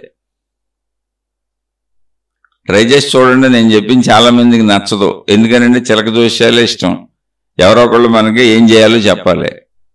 ఇలా చెయ్యి, అలా చేసుకో, ఈ తాయెత్తు కట్టుకో, ఈ తాడు కట్టుకో, అది వదిలే, ఇది ఉంచుకో, ఎక్కువ ఆలోచించబాక, ఇలా ఉండు అలా ఉండు అని సలహాలు చెప్పేసి నాకు అన్నీ తెలిసినట్టు మాట్లాడేసి, నేను ఒక మహానుభావురాలను అన్నట్టు మాట్లాడేసి, నీ జీవితంలో అన్నీ నాకు సినిమా కనపడినట్టు కనపడిపోతున్నాయి, నాకు దేవుళ్ళు దేవతలు తెలుసు, నేను పవిత్రుడిని పవిత్రురాలని నీకు అన్నీ చెప్పేస్తానంటే మనకిష్టం. మనంత పిచ్చోళ్ళు, మనంత మూర్ఖులు ప్రపంచంలో ఉండరు. నీ గురించి ఎవడికి తెలియదు, నీకు తప్ప. నీ గురించి ఎవడికి ఈ తెలుసు అంటున్నారు కదా. అసలు చాలా మంది చెబుతున్నారు కదా, మీకు సలహాలు ఇస్తున్నారు. గురువులు ఉన్నారు, మహాత్ములు ఉన్నారు, అనేక మంది గురువుళ్ళు ఉన్నారు, మాతాజీలు ఉన్నారు, దేవుళ్ళే మాట్లాడుతున్నారు అంటున్నారు, మత ప్రచారాలు అంటున్నారు, జబ్బులు తగ్గిస్తున్నాం అంటున్నారు, బోల్డ్ మందికి ఉద్యోగాలు వచ్చినాయి, అయ్యని ఇయ్యని మహిమలు చెబుతున్నారు కదా.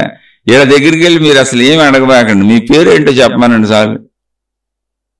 మీ పేరు మీరు చెప్పకుండా మీరు వెళ్ళిపోయి ఏమి చెప్పొద్దండి, నా పేరేంటో చెప్పండి చాలు నాకని అడగండి. ఆ తెలియని గురువు దగ్గరకో మా గురువుని దగ్గరకో మాతాజీ దగ్గరికి వెళ్ళండి, డైరెక్ట్గా మీ పేరు అడగండి చాలు. మీ పేరు చెప్పలేరు వాళ్ళు, మీ పేరు చెప్పలేరు, కానీ మీకు జరగవచ్చో జరగబోవచ్చో ఊహాత్మకమైన బోళ్ళు చెబుతారు. మీ పేరు మాత్రం చెప్పలేరు. మీ ఒంటి మీద పుట్టుమచ్చలు ఎక్కడ ఉన్నాయో చెప్పమనండి వాళ్ళని, వాళ్ళకి అన్నీ తెలుసుగా, దేవుళ్ళే కనపడతారుగా. ఏమండి ఎందుకండి ఊరు నేను నాతో ఇవన్నీ మాట్లాడించడం కూడా అనవసరం, నేను ఎవరిని కించపరచాలని నా ఉద్దేశం కాదు, మహిమలు మాయలు లేవు అని మీకు చెబుదామని. ఒకవేళ అవి ఉన్నాయని చాటుకొని వెళ్ళే వాళ్ళతో నాకేం విరోధం ఉంది? ఇప్పుడు ప్రపంచంలో బోల్డ్ మంది ఉంటారు, వాళ్ళతో నాకేం విరోధం, నాకేం పని అసలు? నేనేదో మౌనం పెట్టుకు మూల కూర్చున్నా. మీరు కొంచెం ఈ జ్ఞానం కొంతమంది వింటున్నారు కదా, ఎల్లి మళ్ళీ ఆటిల్లో పడబాకండి. జ్ఞానం అంటే జీవితంలో ఆచరించుకునేదే. నువ్వు తినే తిండి, నువ్వు మాట్లాడే మాట, నువ్వు కట్టుకునే బట్ట, నువ్వు సంపాదించే సంపాదన, నువ్వు నడిచే నడక, నువ్వు నీ కుటుంబ సభ్యులతో ఉండే విధానం, నీ చుట్టుపక్కలతో ఉండే విధానం, నువ్వు భావించుకునే విధానం, నువ్వు ఊహించుకునే విధానం, నీ భయాలు, నీ బాధలు, నీ కష్టాలు, నీ ఆనందాలు, నీ సుఖాలు, నీ సంతోషాలు, మొత్తంగా నువ్వు, నీ శరీరం, నీ బుద్ధి, నీ మనసు, నీ కుటుంబం ఇవన్నీ కలిపి ఆధ్యాత్మికం. అందులో ఈ జ్ఞానాన్ని ఉపయోగించుకు బతకటమే ఆధ్యాత్మిక జీవితం. అంతే తప్ప నీ జీవితానికి నీకు భిన్నంగా అసలు ఏ జ్ఞానం లేదు, ఏ ఆధ్యాత్మికత లేదు. నువ్వే ఆధ్యాత్మికత, నువ్వే జ్ఞానం, దాని జీవితంలో వాడుకోవాలి. దానికోసం ఊరుకుని ఇవన్నీ చెబుతున్నా.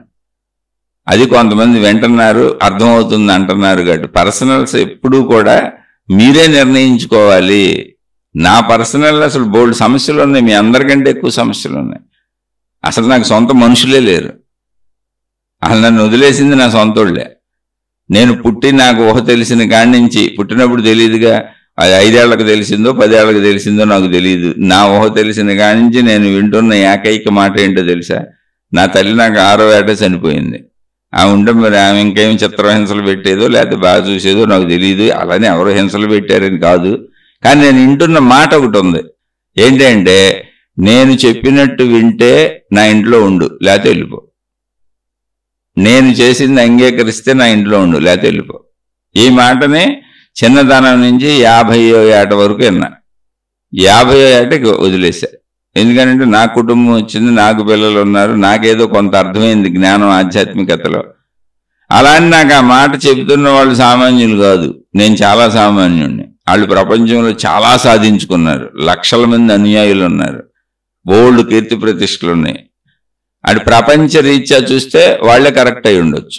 వాళ్ళు సాధించినవి అద్భుతంగా ఉన్నాయి, వాళ్ళు సాధించినవి అన్ని గిన్నీస్ బుక్ రికార్డులోకి ఎక్కే రేంజ్లో ఉన్నాయి. లెమ్కా బుక్ రికార్డ్స్ అన్ని రికార్డ్సే, అంత రేంజ్లో ఉన్నారు. కాబట్టి వాళ్లే కరెక్ట్ అయి ఉండొచ్చు. అసలు నేను సాధించింది ఏమీ లేదు, నేను శూన్యంలోకి పోతున్నా, శూన్యంలో 0 అయిపోయా, డబ్బు బాగొట్టుకున్నా, దేనికి పనికిరాను, మామూలుగా రోడ్డు మీద తిరుగుతున్నా, నాకు ఏ గుర్తింపు లేదు. ఇంకా తగ్గిపోతా ఉన్న కొందుకు, ఎందుకని ఇంకా డబ్బు లేదు, సంపాదన లేదు, మానేశాను, ఎత్తి ప్రతిష్టలు ఉండవు, మనుషులు ఉండరు, ప్రాపంచికంగా ఇంక నేను ఉండను, అసలు నాకే విలువ ఉండదు. కాబట్టి ఎదుటి వాళ్ళు తక్కువ వాళ్ళు అని కాదు, నాకు ఇది నచ్చింది, నేను ఇలా ఉన్నా అంతే. అది 50 ఏట వదిలేసా. కాబట్టి సమస్య లేదని ఎందుకు అనుకుంటున్నారు? నాకు అసలు మనుషులే లేరు, నా జీవితం మొత్తం సమస్య. కానీ నాకు సమస్య అనిపించట్లే, ఈ మౌనం బాగుంది. నేను ఈ 4 ఏళ్ళు కూర్చున్న మౌనం బాగుంది, హాయిగా ఉంది. నాకు ఇది సమస్యలో లేదు, చూస్తే సమస్య, చాలా పెద్ద సమస్య. కోటాను కోట్ల సంపాదన ఉన్న దాన్ని వదిలేశాను, ఇప్పుడు డబ్బుకి ఇబ్బంది పడుతున్నాను. 100,000 మనుషులు ఉన్నది వదిలేశాను, ఇలా చిటికేస్తే ఏ పని అయినా అయిపోద్ది. ఇప్పుడు నా కూరగాయ నేనే తెచ్చుకోవాలి, నా మందులు నేనే తెచ్చుకోవాలి, ప్రతి చిన్న పని నాది నేనే చేసుకోవాలి. మరి అంత సామాన్యుడిని అయిపోయాను. అయినా నాకు ఈ మౌనం బాగుంది, ఇలా మీతో నా భావాలు పంచుకుంటున్నాయి, నా ఆధ్యాత్మిక చదువు, ఆత్మజ్ఞానం చదువు ఇలాగే చదవాలనుకుంటున్నా. ఇంకా నేను అని ఈ కొంచెం ఎంటిటీని కూడా పోగొట్టుకొని ఆ శూన్యంలో శూన్యంగా కలిసిపోవాలనుకుంటున్నాను. నాకు ఇది బాగుంది. బాగున్నప్పుడు సమస్య ఎందుకు అవుతుంది? సమస్యలు ఉన్నాయి, ఆర్థిక సమస్య ఉంది, శారీరక సమస్యలు ఉన్నాయి, మానసిక సమస్యలు ఉన్నాయి, కుటుంబక సమస్యలు ఉన్నాయి, ఎందుకని పిల్లలు సెటిల్ అవ్వాలి. అలానే అనారోగ్యాలు ఉన్నాయి, వయసు 55 ఏళ్ళు, భార్య ఉంది, బాధ్యత ఉంది, ఆమెకి అనారోగ్యాలు ఉన్నాయి. అసలు అనారోగ్యాలు లేకుండా ఎందుకుంటే వయసు పెరుగుతుండే, అలానే బతకడానికి డబ్బులు కావాలి, ఇవన్నీ ఉన్నాయి. కానీ ఇవన్నీ నాకేమి దుఃఖాలు కాదు, సమస్యలు. సమస్యలను ఎదుర్కొంటా, ఏం చేయాలో ఇది చేసుకుంటా వెళ్తా. ఇలా బాగుంది, నాకు మౌనంగా బాగుంది, నిశ్శబ్దంగా బాగుంది, కీర్తి ప్రతిష్టలు లేకపోయినా బాగుంది, డబ్బు లేకపోయినా బాగుంది, ఉన్నదాంతో ఇలా గడుపుతా. అవసరమైతే ఎక్కడన్నా పని చేసుకుంటా, మళ్ళీ వెళ్ళి ఈ జ్ఞానం ఇలా మీతో పంచుకుంటే ఇలా గడుపుతా, ఇలా బాగుంది, నాకేం ప్రపంచంలోకి వెళ్ళి కీర్తి ప్రతిష్టలు కావాలి, ఓ మనుషులు కావాలి, నన్ను ఆకాశానికి ఎత్తేయాలి, నా పేరు దేశం అంతా తెలిసిపోవాలి, ప్రపంచం అంతా నా పేరు తెలిసిపోవాలి, ప్రపంచం మొత్తం నా ఫోటోలు పెట్టుకోవాలి, నాకు అసలు ఆ గుర్తింపే భావన రావట్లా. ఈ ఉన్నది కూడా పోగొట్టుకోవాలని ఉంది. అనంత ఆకాశంలో అలా శూన్యంలో శూన్యంగా అసలు ఎగ్జిస్టెన్స్ ఎంటిటీ లేకుండా కలిసిపోవాలని ఉంది. నాకు అలా అర్థమైంది. అలా కుదిరితే నా అదృష్టం అనుకుంటున్నాను నేను. అది భావనేగా, అది కూడా భావనేగా. యద్భావం తద్భవతి బుద్ధి కర్మానుసరణే సూత్రం. నా బుద్ధి ఎలా చెబుతుంది. మరి నా యద్భావం తద్భవతులు వెనక ఏం చేసి వచ్చానో, తప్పులో రైట్లో, అది ఎటు తీసుకెళ్తుందో చూస్తాను. దాన్నే మీతో పంచుకుంటున్నాను. మీకు అర్థమైన వాళ్ళు ఇందులో మంచి ఉంటేనే తీసుకోండి, చెడు ఉంటే వదిలేసేయండి. ఎక్కడ చెడుని స్వీకరించబాకండి. అర్థమైనా కూడా మీరు ఎంత ఆచరించగలరో, ఎంత చేయగలరో అంత మాత్రమే చేయండి. బలవంతంగా ఏది సాధన చేయకండి. కానీ జీవితంలో ఎప్పుడైనా గుర్తుపెట్టుకోండి, జీవితంలో మనం ప్రతిరోజు ఈరోజు జీవించే జీవితంలో ప్రతి నిమిషం మన జ్ఞానాన్ని ఆచరిస్తూ జీవించాలి. అది కలుపుకొని జీవించాలి. మన నడక, మన నడత, మన మాట, మన ప్రవర్తన, మన విధానాలు అన్నింటిలో ఈ జ్ఞానం ఇమిడిపోయి ఉండాలి. అంతే. జ్ఞానం వేరు, నేను వేరు కాదు. అందుకు మాట్లాడుకునేది. ఆలోచించి చూడండి. అర్థం కాతే తప్పకుండా మళ్ళీ అడగండి. నాకు తెలిసినంత చెప్పే ప్రయత్నం చేస్తాను. నేను చెప్పిన దాంట్లో తప్పులుంటే వదిలేసేయండి. ఒకవేళ నేను చెప్పింది రైట్ అనిపించినా మీరు సాధన చేయకండి. ఇప్పుడు ఎక్కడ ఏ స్థితిలో ఉన్నారో అలా కొద్ది కొద్దిగా నడవండి. ఎందుకంటే 100 ఏళ్ల సుదీర్ఘ జీవితం ఇది. అది కొద్దిగానే వెళ్తుంది. మనం కూడా ఎంత చేయగలమో అంత కొద్దిగా చేసుకుంటూ వెళ్ళాలి. శుభమస్తు. మీకు మీ కుటుంబ సభ్యులకు మేలు చేకూరుగాక. మరలా మరొక కొత్త శీర్షికతో కలుసుకుందాం.